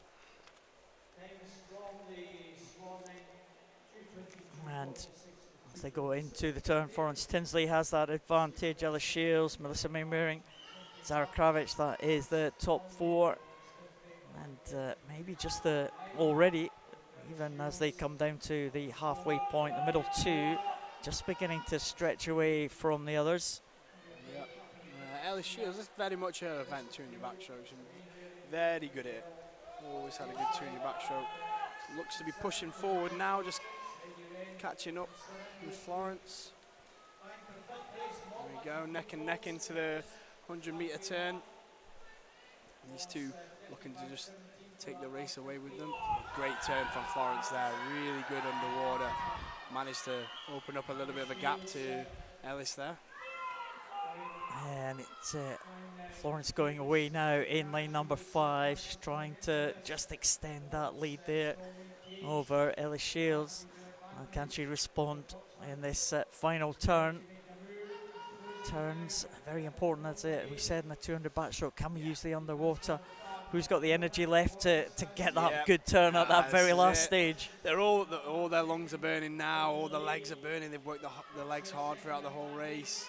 Who's got the discipline to just nail that last turn and then kick on down the final 50?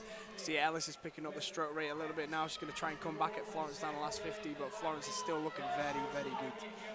Well, Florence can see Ella Shields, I'm sure, to her side. She'll know exactly what Ella Shields is doing. She's coming back. Florence Tinsley knows where Ella Shields is. The question is, can she hold on? Shields coming back in the closing stages, but it is going to be Tinsley into the wall first in 2:20.68. Ella Shields in second, and Coco Croxford, another good swim from Coco Croxford. Yeah, that's a second junior champion of the night for her, off the 100 fly. Yeah, just off the medal podium into the water. Another junior title under the belt of Coco Croxford. But Florence Tinsley and Ella Shields, a good tussle there. Tinsley went out and Shields came back and just couldn't quite do it at the end. Yeah, she just couldn't quite get there. That middle turn from Florence at the second turn, she really, really nailed it. But here's Ellis's sister, Amy Shields, coming up now in the next race. She'll be coming out in lane 1 for the A final. And she is going to lead them out, Amy Shields from Edinburgh University.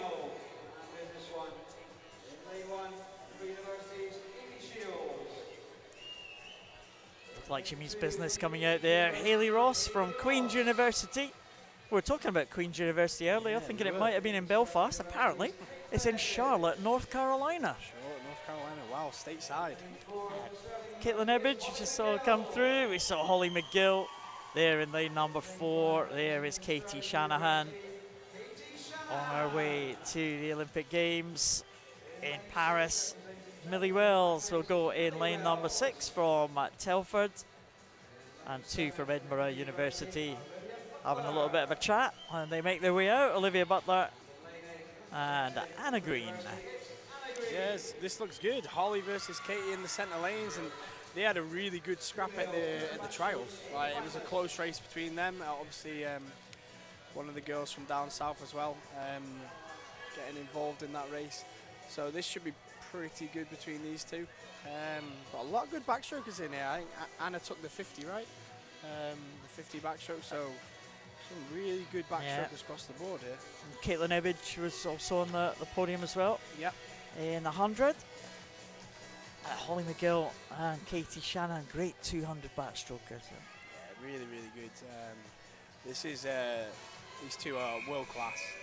They're going to put on a pretty good show here, I think.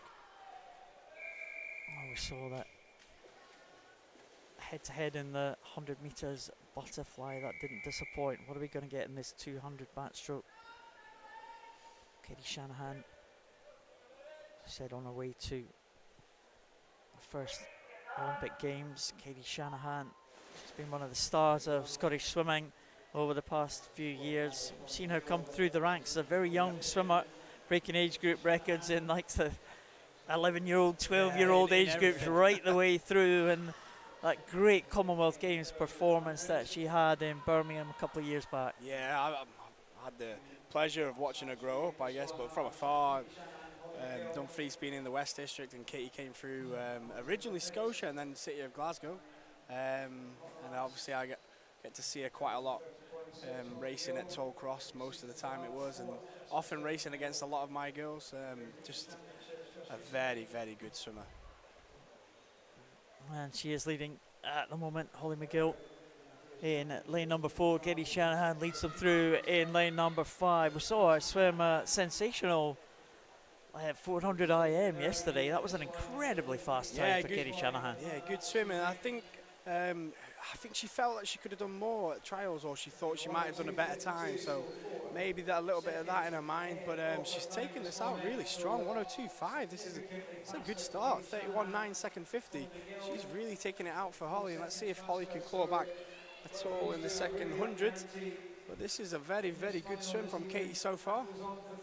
Yeah, Katie Shanahan is the Scottish record holder.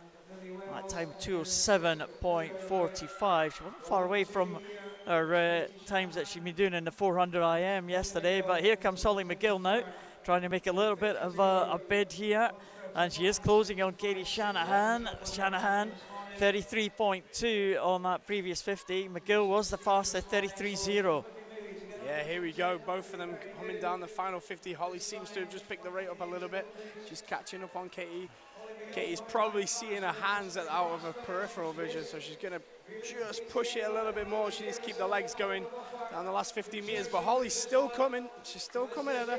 Might just run out of pool at the end here, though. Well, Shanahan is just going to hold on here. It's going to be another excellent time. Look at that, 208.86. Around about a second outside her own Scottish record for Katie Shanahan. Holly McGill under the 2:10 mark, 209.74, and it was Caitlin Ebbage who gets through for the bronze medal position. But what a swim from these two. Katie Shanahan just holding off the challenge of Holly McGill. Great race, really good race, and again showing different tactics. So Holly just a little bit more reserved in the first 100, Katie just taking it out a little bit harder, and then Holly managing to up her stroke rate and her tempo in the second 100. But we're moving on already to the men. We are indeed. They're not letting us dwell on any of these races, not letting us wrap up on what's happened previously. We're making a move on to the men in the 200 backstroke. And this is the B final. The Van der Meulen's in this one in 2 and 3. We talked about Alison Shepherd a little bit earlier on today, and it's great Scottish champion, Commonwealth champion, of course, 5-time Olympian Alison Shepherd. There are 2 sons in this one, Greer Van der Meulen, Logan Van der Meulen. 2 of her 3 sons, I should say. Aaron Drake goes in 1, 2 Van der Meulens in 2 and 3. Maxim Shamrila from Stirling Uni next to Pierce Greening. 2 Stirling Uni swimmers in 4 and 5. Tom Armitage from Highland in 6. Logan Jackson in 7 from University of Aberdeen Performance, and Tyler Spalding from Carnegie in the outside lane, the youngster, the 15-year-old.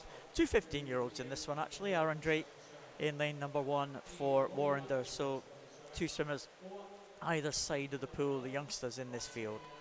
And James in the A final as well for the juniors. But yeah, well, again, different tactics all across the board. Like lane 4 going really, really strong down the first 50. 29.1. Yeah, Maxim Shamrila over there for Stirling University. He's the oldest in the field, 24 years of age.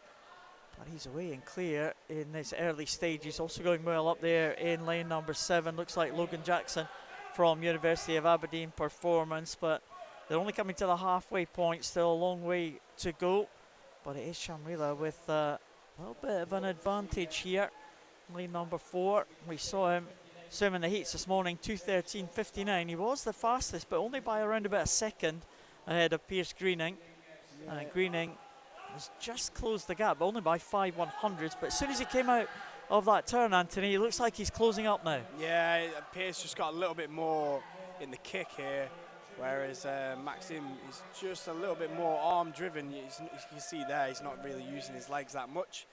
Whether he'll bring them in the last 50 remains to be seen, of course. But yeah, like you said, Pierce is just coming back at him now down this third 50. Such a vital 50 in a 200-metre race. Let's see what they turn in. And it is very close. Look at that. He's closed up there by Oh, good 1.4 turn from seconds. Pierce. Very good underwaters. And there you go. That's the value of your underwaters right there. He's still using his legs really strong. Maxim's still trying to come back at him a little bit again. Oh, Pierce Greening. Well, look at that. He's turned in a deficit into a victory here by the looks of things. It looks like Logan van der Meulen coming back now in lane number 3. I'm sure he's left it a little bit too late, but because it is going to be Pierce Greening into the finish. Van der Meulen gets up for second place though. Blistering finish there from Logan van der Meulen, 32.66 and 2:11 for Pierce Greening. But yeah, great spot, Anthony. What a turn in that last turn, wasn't it? Superb turn from Pierce there, just highlighting what underwaters, good underwaters can do for you. And Logan coming back in 32.6. I feel like he can maybe pace that a little bit better, and he might get himself hand on the wall first. But has he been watching Craig McNally, the Craig Scottish McNally, record holder? He is 150 like easy build, and then 50 max, wasn't he? He was notorious for it. But he was far better backstroker than I was, so I can't comment too much on that. Absolutely, and is that 3-4-time Commonwealth Games representative for Scotland? So his record speaks for itself. McNally, he did, yeah. And it was, he's 5th or 6th in the World Champs, wasn't I remember watching the swim. It was a great swim, but all very Craig-like. Jack Dougherty, Simpson City of Glasgow goes in 1. Lucas Brown, Stirling University in 2. We saw Andrew Brodie going through Edinburgh Uni. Jordan McPhail in lane number 4. We've got Jamie Ferguson in 5 from University of Aberdeen Performance. Well, you have Lewis Maxwell, Derwent side in lane number 6. Angus Allison goes in lane number 7 for Stirling University, and James Kilpatrick, another Carnegie swimmer, making a final. We saw Carnegie swimmer in the B final, Tyler Spalding. James Kilpatrick goes in this A final. 15 years of age. He'll be the junior champion. Both of them, so Susan must know a thing or two about backstroke. She's got a B final 15-year-old male and an A final 15-year-old male. That's really good going. Jordan McPhail though, 2:05.33 in qualification. Has an entry time just over the 2-minute mark. So we'll see if he can get close to that, the Edinburgh University. Yeah, looks tight at the top. Let's see if anybody was just holding back a little bit in the heats for this. Yeah, the thing is, it's fairly comfortable qualification, you would think, for the guys at the front of the field. Jordan McPhail, Jamie Ferguson. Yeah. Andrew Brodie in lane number 3 as well. So we'll see if they can make a little bit of an improvement on the times. And it's a good start as well in lanes 4 and 5. It looks like these two going out a little bit faster than we saw them in the heats this morning. Jordan McPhail closest to us in those 2 yellow lanes, the bottom of those 2 yellow lanes, and Jamie Ferguson in the top of those 2 yellow lanes, also going well. Andrew Brodie as well in lane number 3. Yeah, smooth. A lot of them really nice techniques across the board here, actually. Not a lot of splash, like lane 2 there, very solid head position, good rotation, not slapping the water. Jordan McPhail as well, really smooth entry. That head is stationary, he's not moving that at all, but you can see there's a lot of shoulder rotation there. He's going quite light on the legs. Be interested to see if he brings them in at all in the second 100, or if he is arm dominant. But yeah, some really nice backstrokes there. Yeah, technique all important in this 200 backstroke especially, isn't it? Yeah, massively. For all events, right? Technique it trumps all. It's the king. Technique will always prevail. So if any young swimmer is listening and watching, it will always get you far. Even if you think right now you're only working on technique and you want to work on speed, no, keep working on your technique. So that's going to be the thing that takes you the furthest. But yeah, like, And it'll stick with you as well. You can always tell, even if you're in a public pool, you can tell that person was a swimmer. yeah, that you person's can. trained. Yeah, you really can. And yeah, I always think you can tell who the swimmer is, tell who the triathlete is, and the public swimmer. But here we go. Jordan's still pushing. He's brought the legs in a little bit more now. But lane 5. Jamie Ferguson coming back at him just a little bit. He's got 15 more metres to catch him. Is he going to run out of pool, or is he going to run him down? Well, I think he might run out of pool. Jordan McPhail now is going to come home, I think. Jamie Ferguson, though, is giving it a real go, but stretching for the wall. Jordan McPhail just about had enough to hold on to there in 2:03.32. Jamie Ferguson in second, and it was Lewis Maxwell just getting in ahead of Andrew Brodie. A good finish from Lewis Maxwell to get himself to the third position, but Jordan McPhail did what he had to do, just about held on to the advances of Jamie Ferguson in the closing stages there. Wow. He's coming. It's a bit like Logan in the B final, both of them coming back really fast in the last 50, just running out of pool, really.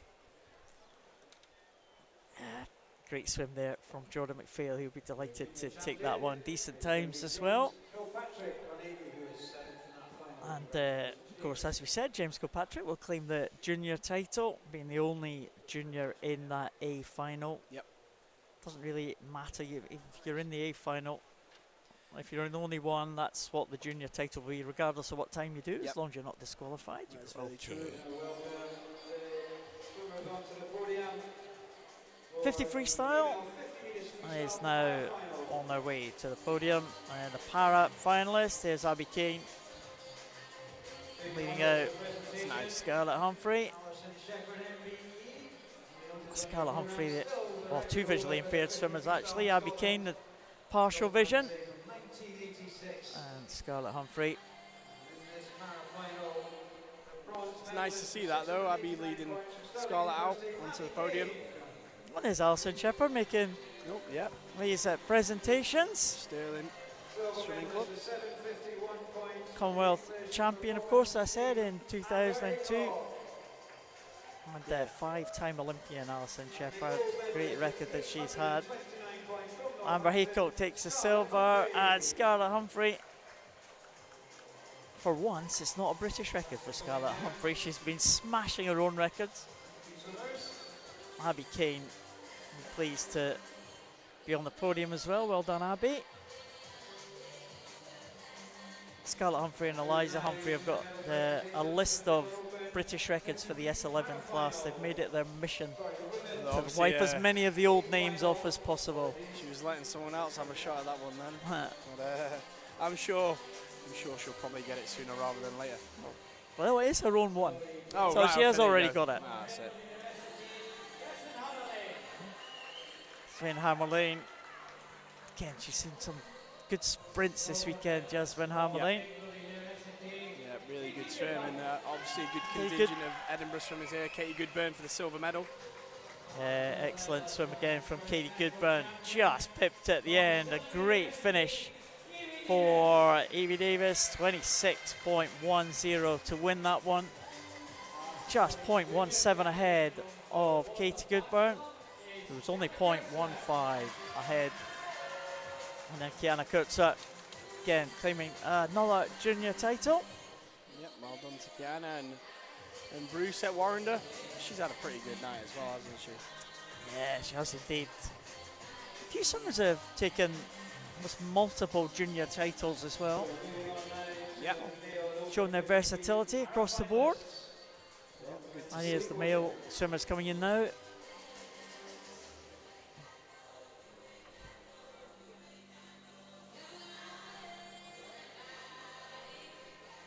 This was the dead heat swim. Hopefully there's enough room for everyone to get up on the podium.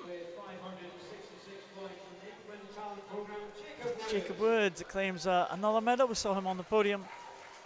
It was 100 freestyle yesterday, so well done, Jacob. And first place is shared. Thomas Navarro Barber and Kieran Williams share the gold medal position. They'll be delighted to do that. Excellent swimming from that England talent program team. and 3 with the red and white team uniform on. It's great. They've been a great addition to these championships. Let's hope they make it a regular thing coming up to Scotland. Yeah, indeed. They've brought a bit of atmosphere as well, which is nice. Always good.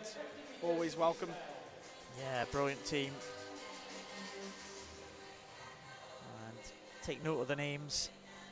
You might see some of them in the para team in the future. Here is the male and open 50 metres freestyle. Rory McKinnon had a good finish from lane number 7 to bring himself through into the bronze medal position. He looks delighted with that performance. 23.58. Adam Ritchie was right there in the mix in the centre of the pool.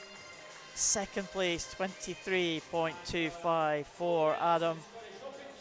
Not much that you can do about this man though. 22.18 for David Cumberledge. Amazing. Amazing swim.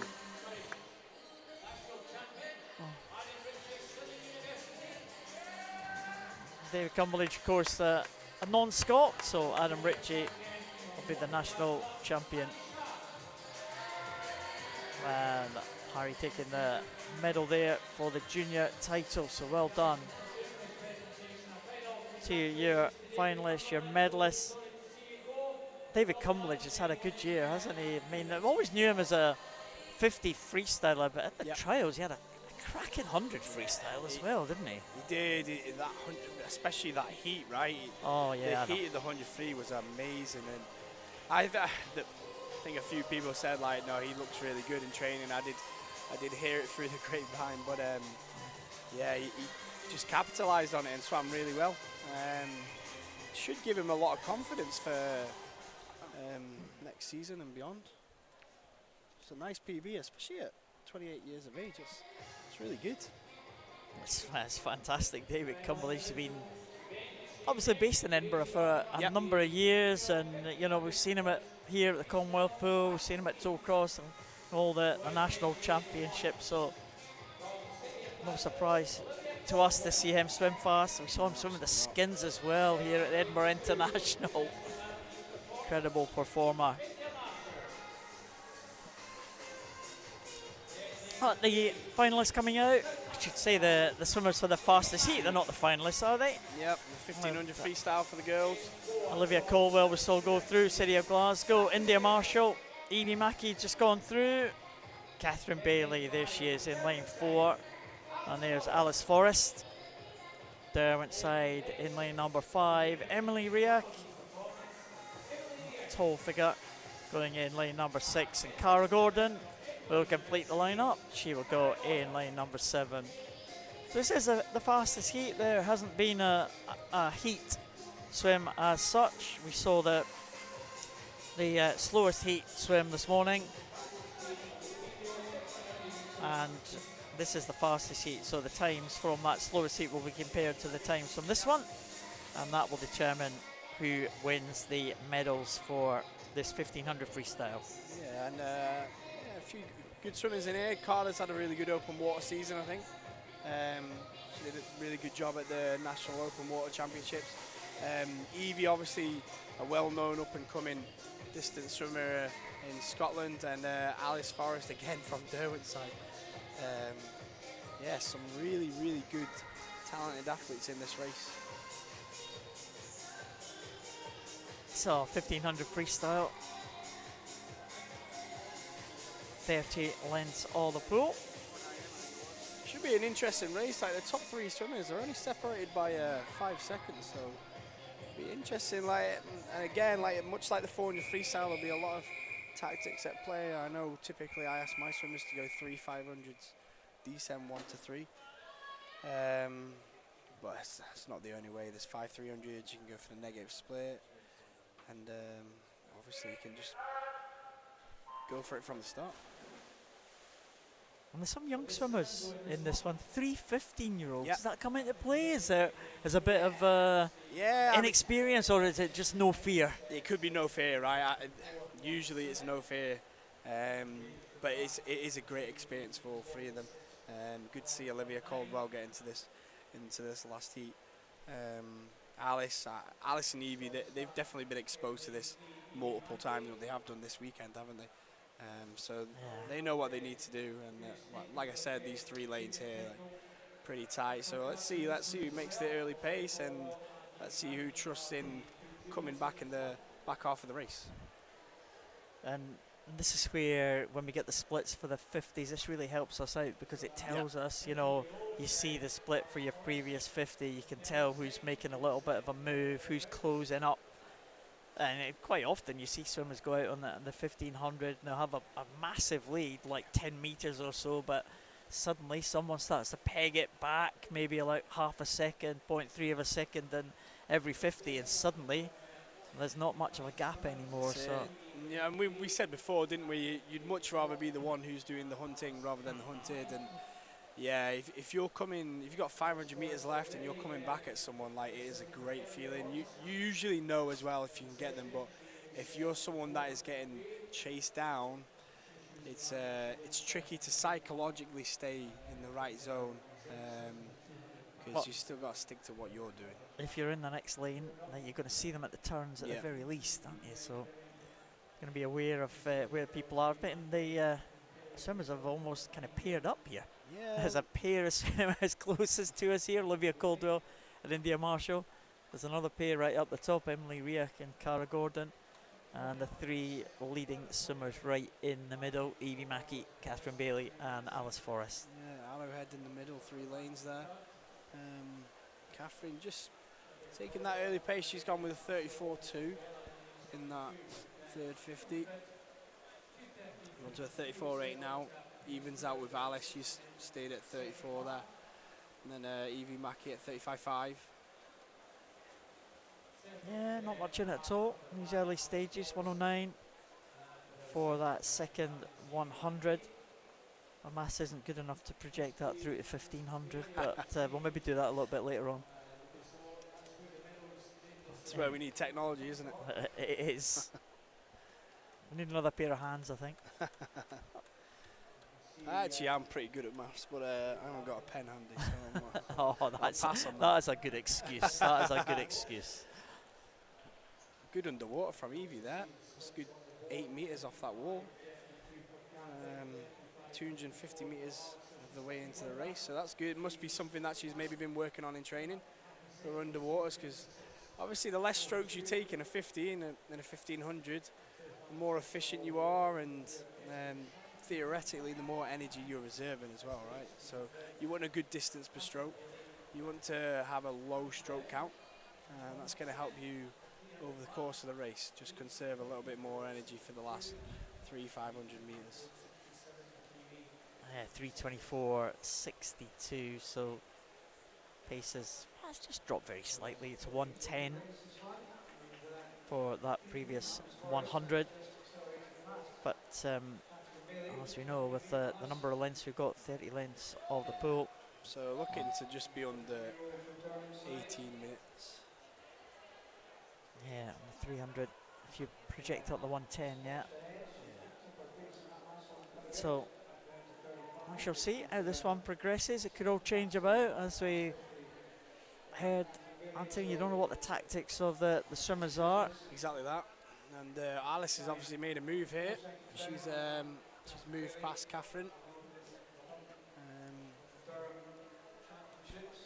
Yeah, one of the 15-year-olds here, 17:28 was her entry time. Catherine Bailey, 17:24, and Evie Mackey there, 17:29 in terms of what their entry times were for this heat. So we'll see how this one progresses. 4:35.78 and 35.5 there for that previous 50.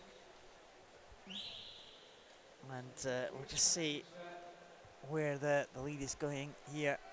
It's quite interesting, we see in the venue, you don't see it on the live stream, but on the scoreboard it does tell you when swimmers are going faster than the previous. There's the numbers for the 50 meter splits. They colour green if you've gone faster, they're red if you've gone slower, On the rare occasion, sometimes they're orange if you've gone exactly the same split, and there's a lot of green.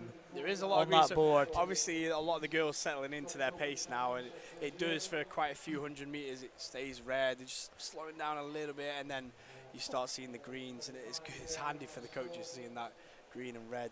You can make quite quick assumptions, but yeah, they seem to have settled in. Catherine with well, what we can see is a red split there, and Alice with a green, so they are definitely just finding their rhythm now. Evie not too far back. If she's got 3 500s descending her, then she's poised to be in a pretty good position for that. Again, look, underwater from Evie. That's 8-9 meters. That's really, really good. Excellent techniques there. That Evie Mackey, she's gone into the green. She's getting a little bit faster, but she's still losing a slight ground over the leading 2 by maybe about 1 or 2 tenths. They've gone past the 500 mark. They're coming up to the 550 now. You see the lane markers, 19 lengths to go. Alice Forrest still leads them, 36.11. Catherine Bailey there, closed up by half a second. Evie Mackey just about on the same pace as the leader, Alice Forrest. But, still very early stages, not even at the halfway point yet, just coming down to the 600. Yeah, 600. We have just passed the 500 mark though, so it's quite an important one if coaches are taking splits. They'll pay attention to that split. Alice seems to have just stretched out a little bit there. Yeah, 35.2 to Catherine's 35.6. Different techniques here as well. Alice is definitely, she's got a tempo and she's sticking to it. Catherine's got a nice high elbow stroke, smooth, good underwater catch.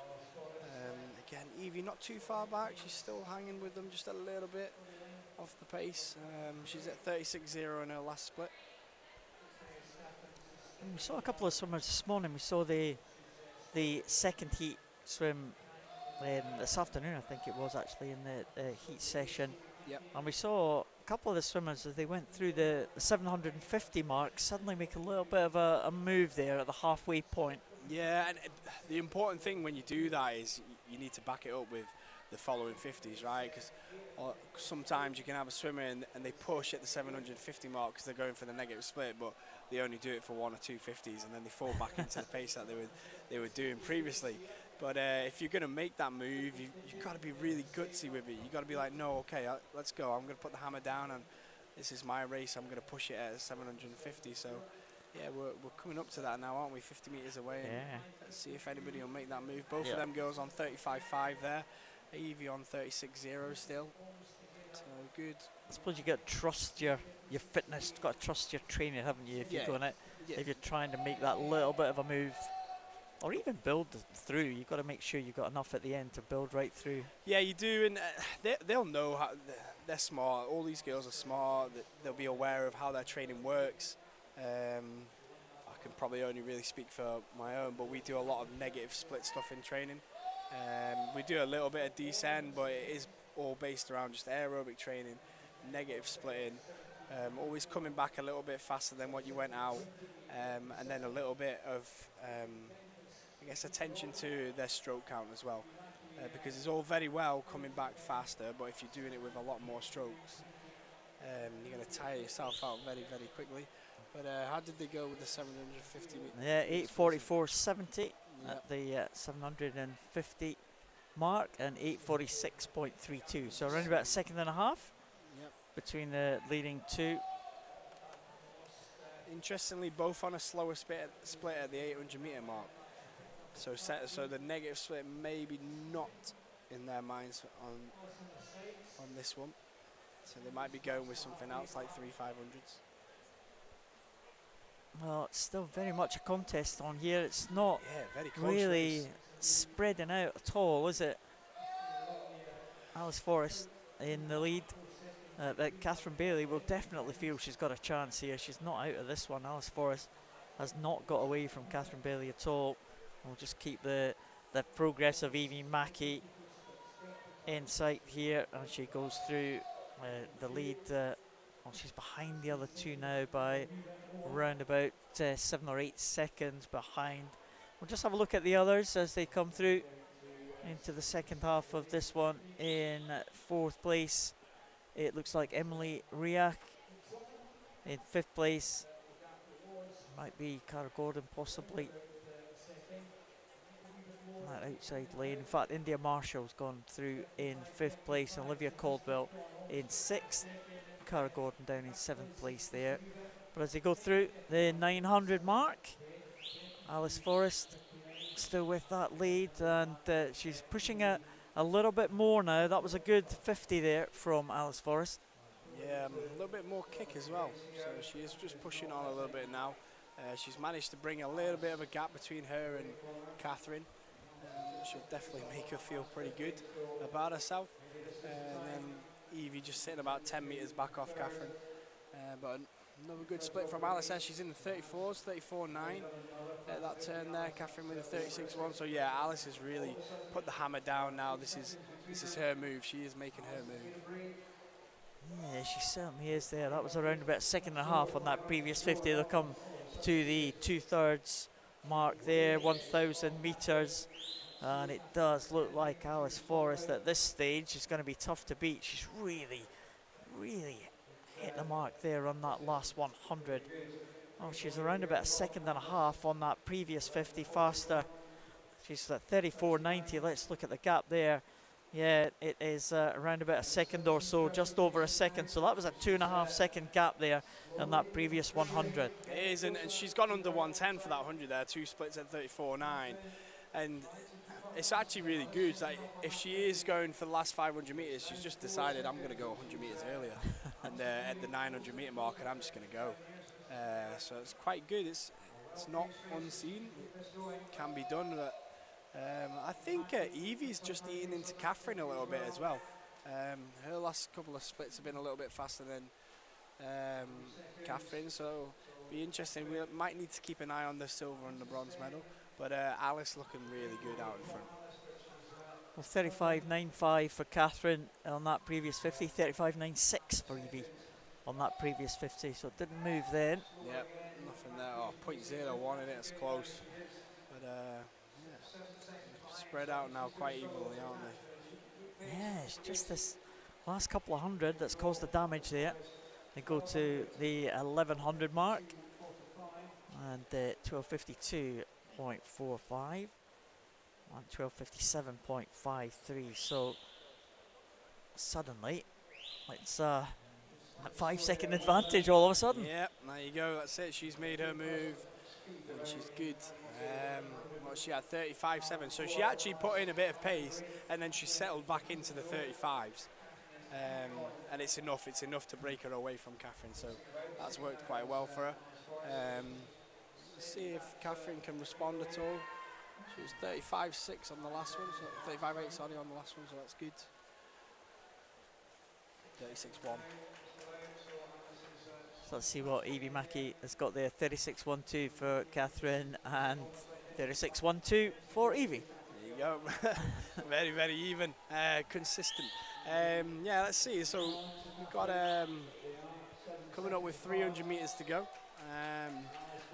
Can really, really push the last 200 metres. If you're brave enough, you can really, really go for it there.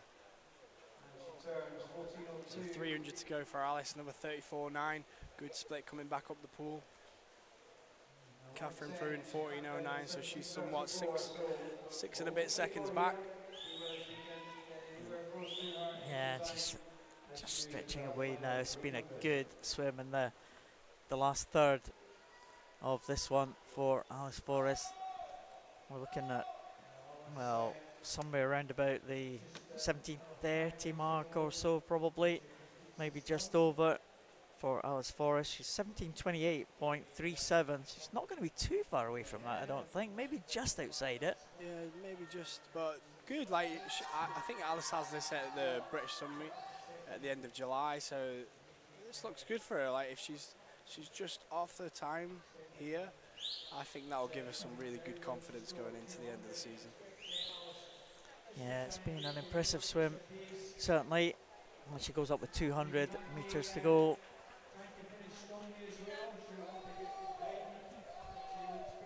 coming in now to this 1300 metre mark, 15:13.92. So almost bang on the 111 there for Alice, and she is eking out that lead. It's around about 7.5 seconds now, and Catherine Bailey going 36.28. Evie Mackey closed up very slightly, 36.1, but I think it's maybe too late for Evie Mackey to make the move now into second position. Yeah, I think so. Maybe just a little bit too late for that move. 150 metres to go at this turn. And here she comes, Alice Forrest. This is going to be a good swim from her. Let's see what kind of time what she is going to post. It's going to be somewhere, I think probably somewhere in the 17:30. So pretty good performance here. Yeah, low 17:30s. She looks pretty good for that. She just managed to pick up that pace, didn't she, from the 900 metre mark, and that's all that's done it. That's what's probably going to get her the win and get her a pretty good time on the clock. Interesting as well, I was looking at the entry times. Alice's is a long course time, and Evie's and Catherine's could be short course converted. A little bit speculative. But yeah, last 100 metres now. Yeah, that's a great weapon to have, isn't it? If you could just turn up the pace, a little bit of acceleration towards the end of a 1500, like 2/3 of the way through a 1500. Yeah, I'm just gonna pick up the pace now. Yeah, it's good. She's made a really good move. It's the move that's probably won her this race. Yeah, I think she'll look back on that with her coach, and they'll agree that that was a really good move from her. And she's taking the bell. Alice Forrest 35.12. She's remained pretty static in terms of her splits, maybe just picking it up slightly. Catherine Bailey now into the 34-second range. It has been a good swim as well from Evie Mackey. She's in the 35-second range, but it is all about one swimmer at the front of the field in lane number 5, Alice Forrest. Let's see what kind of time that she can get here. She's going to be in the 17:30 mark here, 17:33.27, 33.50 on that final 50. So, great swim at the end there from Forrest. Yeah, really, really good swim. Consistent when she needed to be. Really, really good push at that 900 metre mark to 1,000. Catherine, really, really good technique. Really solid race from her. And Evie coming in third, and she'll be Scottish junior champion as well, won't she, Evie? So I think she'll pick up 2 medals. Yeah, we talked about the 15-year-olds at the start of the race, and 2 15-year-olds there. Yep. In the top 3. Fearless, as we thought. Catherine Bailey in between the 2 youngsters, finishing on 17:43. Catherine Bailey, Alice Forrest 17:33, and Evie Mackey 17:50, as you can see there.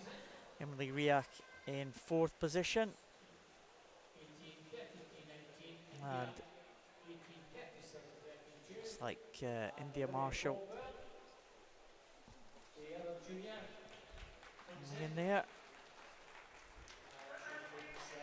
Cara Gordon there in 18:33.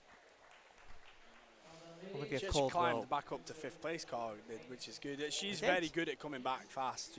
She always comes back strong in her races, so she's gone from 7th to 5th, which is really good going in the back half of that race. Yeah, well done to Cara picking that one up.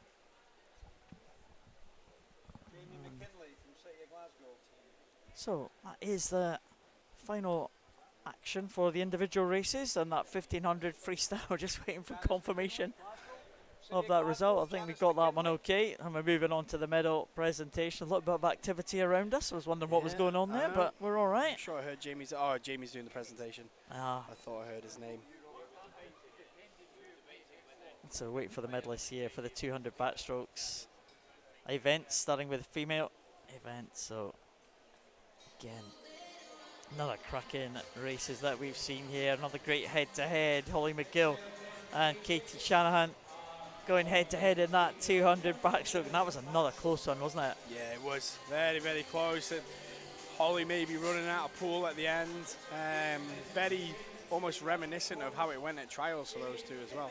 So Yeah, good racing from both of them.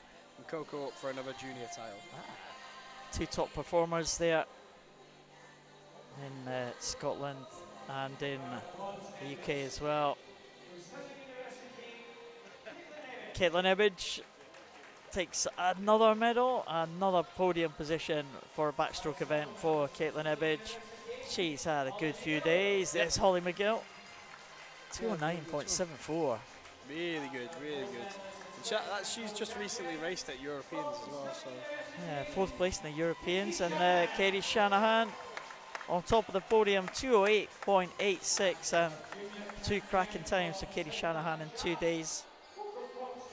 And 2 titles in about an hour for Coco Croxford, 2 junior titles. Not bad going.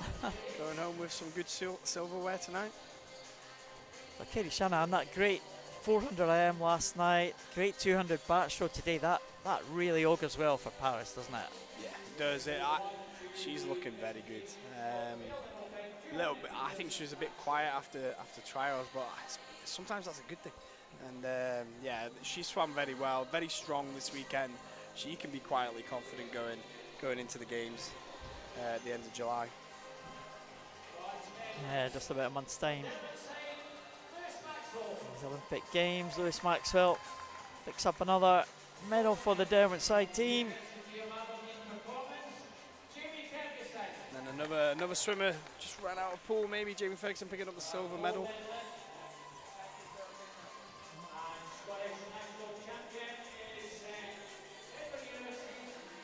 Jordan McPhail, a bit of confusion there in the medal presentations, but Jordan McPhail. And there is Carnegie swimmer as the junior champion, James Kilpatrick. Like you said, a couple of good performances from the Carnegie guys there. Yeah, really good performance. Both finals as well, the B final and the A final. Yeah, that's a really good swim. You can see Susan getting the photo there. Yeah, they'll be happy with that swim. Really good job. Well done to both of them. Yeah, why not? Great performance there from the Carnegie guys. Great performance from the 200 backstrokers. A lot to like about these 200 backstroke races, wasn't it? Oh, there was it. Different race plans and people coming back fast in the last 50. People taking it out strong. Yeah, really good racing. So where is this last one gonna go? It was mighty close in the heats for this mixed 4x50 medley relay. Yeah, and there will be different strategies here. Like some people will put the female on the backstroke, some will put the male on the backstroke, and then same with other strokes. Yeah, as we said earlier, it's not quite as easy to predict where you put your male and female swimmers as it is in the freestyle. Yeah, it's definitely not. And obviously there's people with much stronger individual strokes. Front crawl's a lot more straightforward, but yeah, similar to what I said at the start, the takeover is going to be key here. You got to watch the pace of the swimmer coming in, and keep an eye on them. Make sure you nail that takeover. And the swimmer in the water has really got to finish strong. They can't be coasting into the wall, else you're putting your team at risk of a disqualification. So it's last race. Let's see what we've got. Hopefully it's a really good one. Well, Warrender B team we saw go through in lane number 1. Warrender A team in lane number 2. Edinburgh University going 3. University of Aberdeen Performance. Their A team goes in lane number 4. Edinburgh University C team goes in lane number 5. Scott Gibson having another outing tonight. City of Glasgow C team in lane number 6. Edinburgh University B team in lane number 7, and City of Glasgow D team in lane number 8. I think they all just came out together there, don't they? There was no one waiting to be announced. They just thought, right, let's get out here.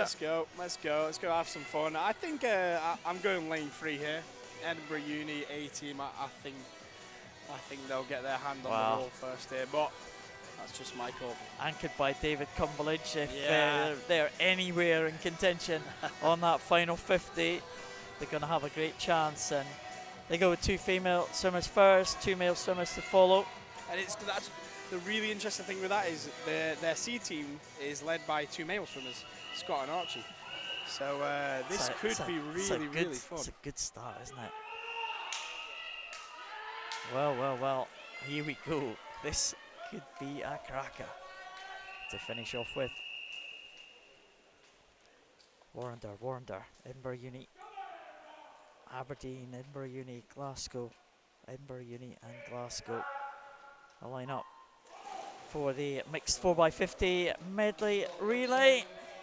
Scott Gibson off to a good start there in lane number 5, as you would expect it. What a cracking start from Scott Gibson! Brilliant wow. Start. He's away. He's off. He's trying to give his team that lead. Obviously, a lot of females starting off most of the other relays, apart from the outer lanes. And into the takeover. There you go. So they're going to really go for it down the front end here. They're going to try and build up a big gap. Archie fresh off that win in the 50 breast. So yeah. Well, it looks like Edinburgh University C team is going to have a big lead here as they go up to the halfway point. Archie Goodburn will hand over to Ciara Slauson. And Ciara Slauson on this 3rd leg for this Edinburgh University team. They've got a big lead. Can anyone bear them down? In 2nd place, it looks maybe like one of the Warrender teams, Dylan Mitchell. They've gone with the 2 male swimmers first as well, with Kiana Kutzer in the water. And in lane number 4 now, it is Kieran Lennox for University of Aberdeen Performance. This could be interesting. This could be very interesting. Like Aberdeen coming back a little bit at the lead in Edinburgh team. And then obviously so many teams chasing them. Good takeover. That's a good lead. That's a very, very good lead to have. But there's going to be 2, 3 swimmers chasing them all down. David in lane 3, here he comes. Well, David Cumberledge in there. He's catching, but he's not going to catch, surely, Katie Goodburn. 15 metres to go. Katie's coming. It is. David Cumberledge coming back really strong, but Katie Goodburn surely going to hold on. Here comes Cumberledge, but Goodburn gets into the wall first. Katie Goodburn takes it. David Cumberledge, wow, what a swim on that final 50 to get his team through into 2nd place. And Edinburgh Uni 1, 2 and 3, they have done it. He's back in 21.6 there. 21.67, wow, what an anchor. And there we go. Well, it was all it promised to be. The Edinburgh University team led out by the 2 men, and they all chased them down. And the Edinburgh University team, anchored by the 2 men, came back really strongly. But Katie Goodburn held on to that one. And it was the Edinburgh University C team take the title ahead of the University A team. And the Edinburgh University B team were 3rd. There you go. Work that one out. They won't mind. Edinburgh Uni on the podium, clean 3 sweep. times over. Excellent finish to these championships. Medal presentations to come, of course, before we close the proceedings here at these championships. But it's been a cracking 3 days of competition. It has. It's been superb. There's been a lot of good racing. A lot of athletes that have got more racing to do this season. They look good. They look good. This has given them a really good platform to kind of push off. And then likewise, there's been some swimmers that are finishing their season here, and they've had some cracking PBs. There's been some swimmers that have been out on camp through June. Quite a few clubs opting to go out, and they've came and they've put on a really good show. Any highlights for you? I'm not going to ask you to talk about your own club. No favouritism here, but any highlights in there? I thought the men's 200 free final was really interesting. I thought that was good because Jack obviously took that win, and that should give him some really good confidence for the 4x2 obviously this summer, because he's not doing that event individually. So I think that's good. Duncan looks really good because he's been doing so many back-to-backs. Like the Friday, the Saturday for him was tough, and he swam hard. He swam really well. And then yeah, I think probably just today some of them girls like Katie in the 100 bar, Katie in the 200 bag, and Kiana in the 100 butterfly. Yeah, they're looking excellent very times. good. Yeah, they're looking good. And then even people that are not going away, like David there, like anchoring in 21.6. Like, that's not slow. Well, That's Cara good. Hanlon looked good as well Yeah. in her events. Absolutely superb after, well, you've got to say, a big disappointment at the trials. Yeah. But she swam really well, but just didn't quite make it onto that team. She just wasn't quite there. But do you know what? She's here. Like, she's kept the season going. I'm sure she's had that sit down with Matt, her coach, and they'll know what they're doing next. But it's good to see her still here, and she swam really well this weekend, and as did Angrid in the 100 breaststroke on the first day. That was a really good final, that swim. And the para guys have done well Oh, too. great. Stephen Clegg looking great shape. He looks amazing. Faye Rogers as well. The Scarlett Humphrey breaking records all over the place, and that great team from the English talent program has really been a great addition here. Yeah, it's been Here's the great medalist season. though. Yep. For the 1500 freestyle.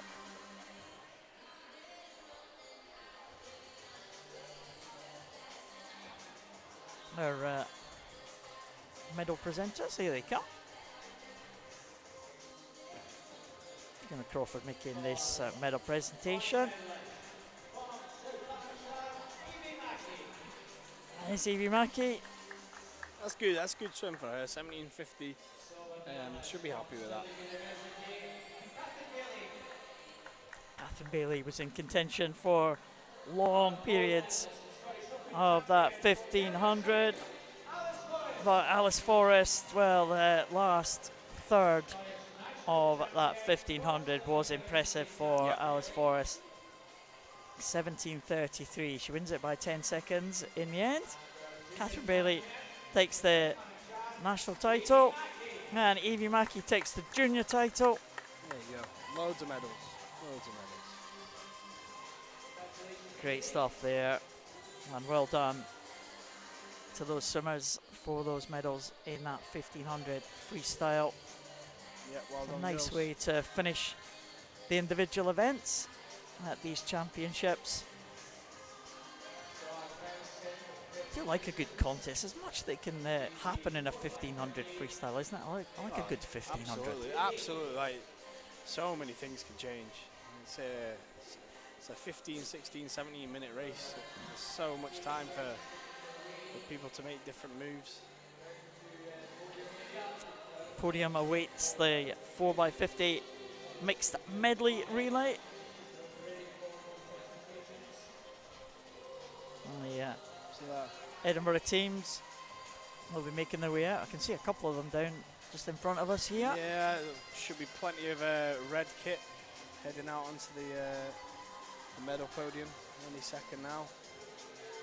Of course, a couple of other presentations to come after this last medal presentation as well. The presentation of the best club and best swimmer as well in terms of FINA points, and also an Eileen Adams award as well for the best swimmer in the 200, 400 freestyle events. Eileen Adams, the coach of, well, two of Scotland's greatest ever middle distance freestylers. Can you call middle distance freestyles? 200's a sprint now, isn't 200 it? is a sprint, yeah, 200 is a sprint. That's Dave Carey and Robbie Rennick. Robbie Rennick, yep. Commonwealth champions and Olympic finalist. Robbie Rennick, an Olympic medalist in the relay in Rio. And here are the red. And then you've got the red and lads. Warrender as well for the junior team. Oh, that's not going to be easy for us to pick out. All look like the same red to me. Must be my eyes.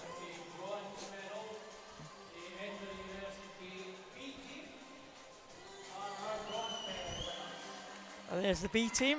Let's try and keep track here. Anna Green, Anna Morgan, Brodie Gordon Gibson, and at Finlay Club.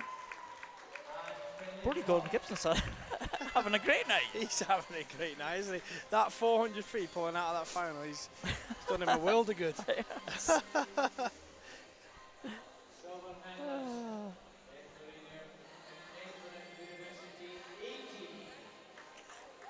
And the A team, just listening to me announced there, Yasmin Hammerlane led them off.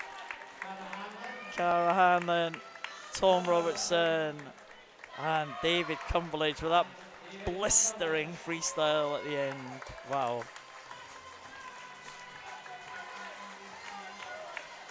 Wasn't much in that at the end, was there?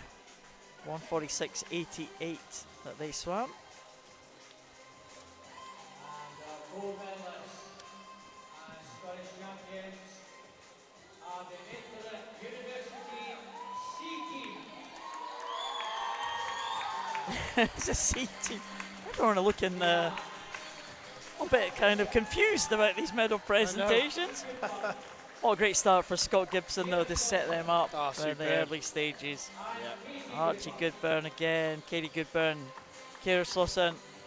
Yeah, Katie doing enough to hold off the charge of David at the end of that relay. She would have known that he was right there as well. Yeah. Should have probably nearly felt him breathe. There we go, 146.29. That's good. Good cheer for the junior team winners from Warrender.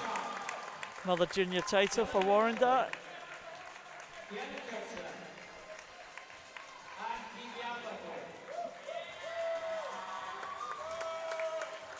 Kiana Kurtzer and Phoebe Arbuckle doing a good trade in junior medals, aren't they? Yeah, they've got an impressive haul. Connor Mitchell and Harry Sharp as well. Harry Sharp got their 53 junior titles. The Warrender have had a really good night. Yeah, absolutely. They have had a very, very good night. I think that's a nice the picture. team will be very happy with that. Yeah, good photo. Yeah.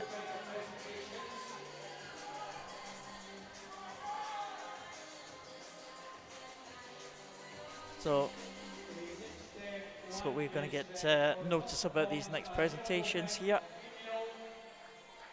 Individual performance. That goes to Lucky Scott on 902 points for the 200 individual medley. Lucky Scott here tonight. Oh, Duncan Scott, 200 metres individual medley, 902 points. I've just been hearing. He's got an important month ahead, hasn't he? He has indeed. We'll let him off. We can give him.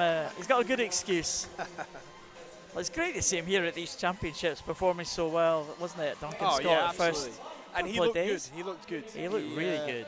Yeah, he should be quietly confident ahead.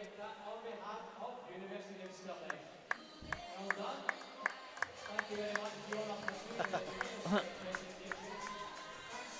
everyone for supporting the Scottish National Open Championships 2024. On University of Stirling with that team trophy. I think that might be us for the evening. We're just waiting for our colleagues just to say that that's us done for the night, and I think that's it. That's the last presentation. So, well, thanks very much for your company tonight, Anthony. It's been fantastic. You've done a great job. Thank you. It's the first time, and you're really good co-host. You've made me feel at ease. So yeah, thank you very much, and thank you very much for not obviously only tonight but other nights as well, and unseen work that you do. So thank you very much.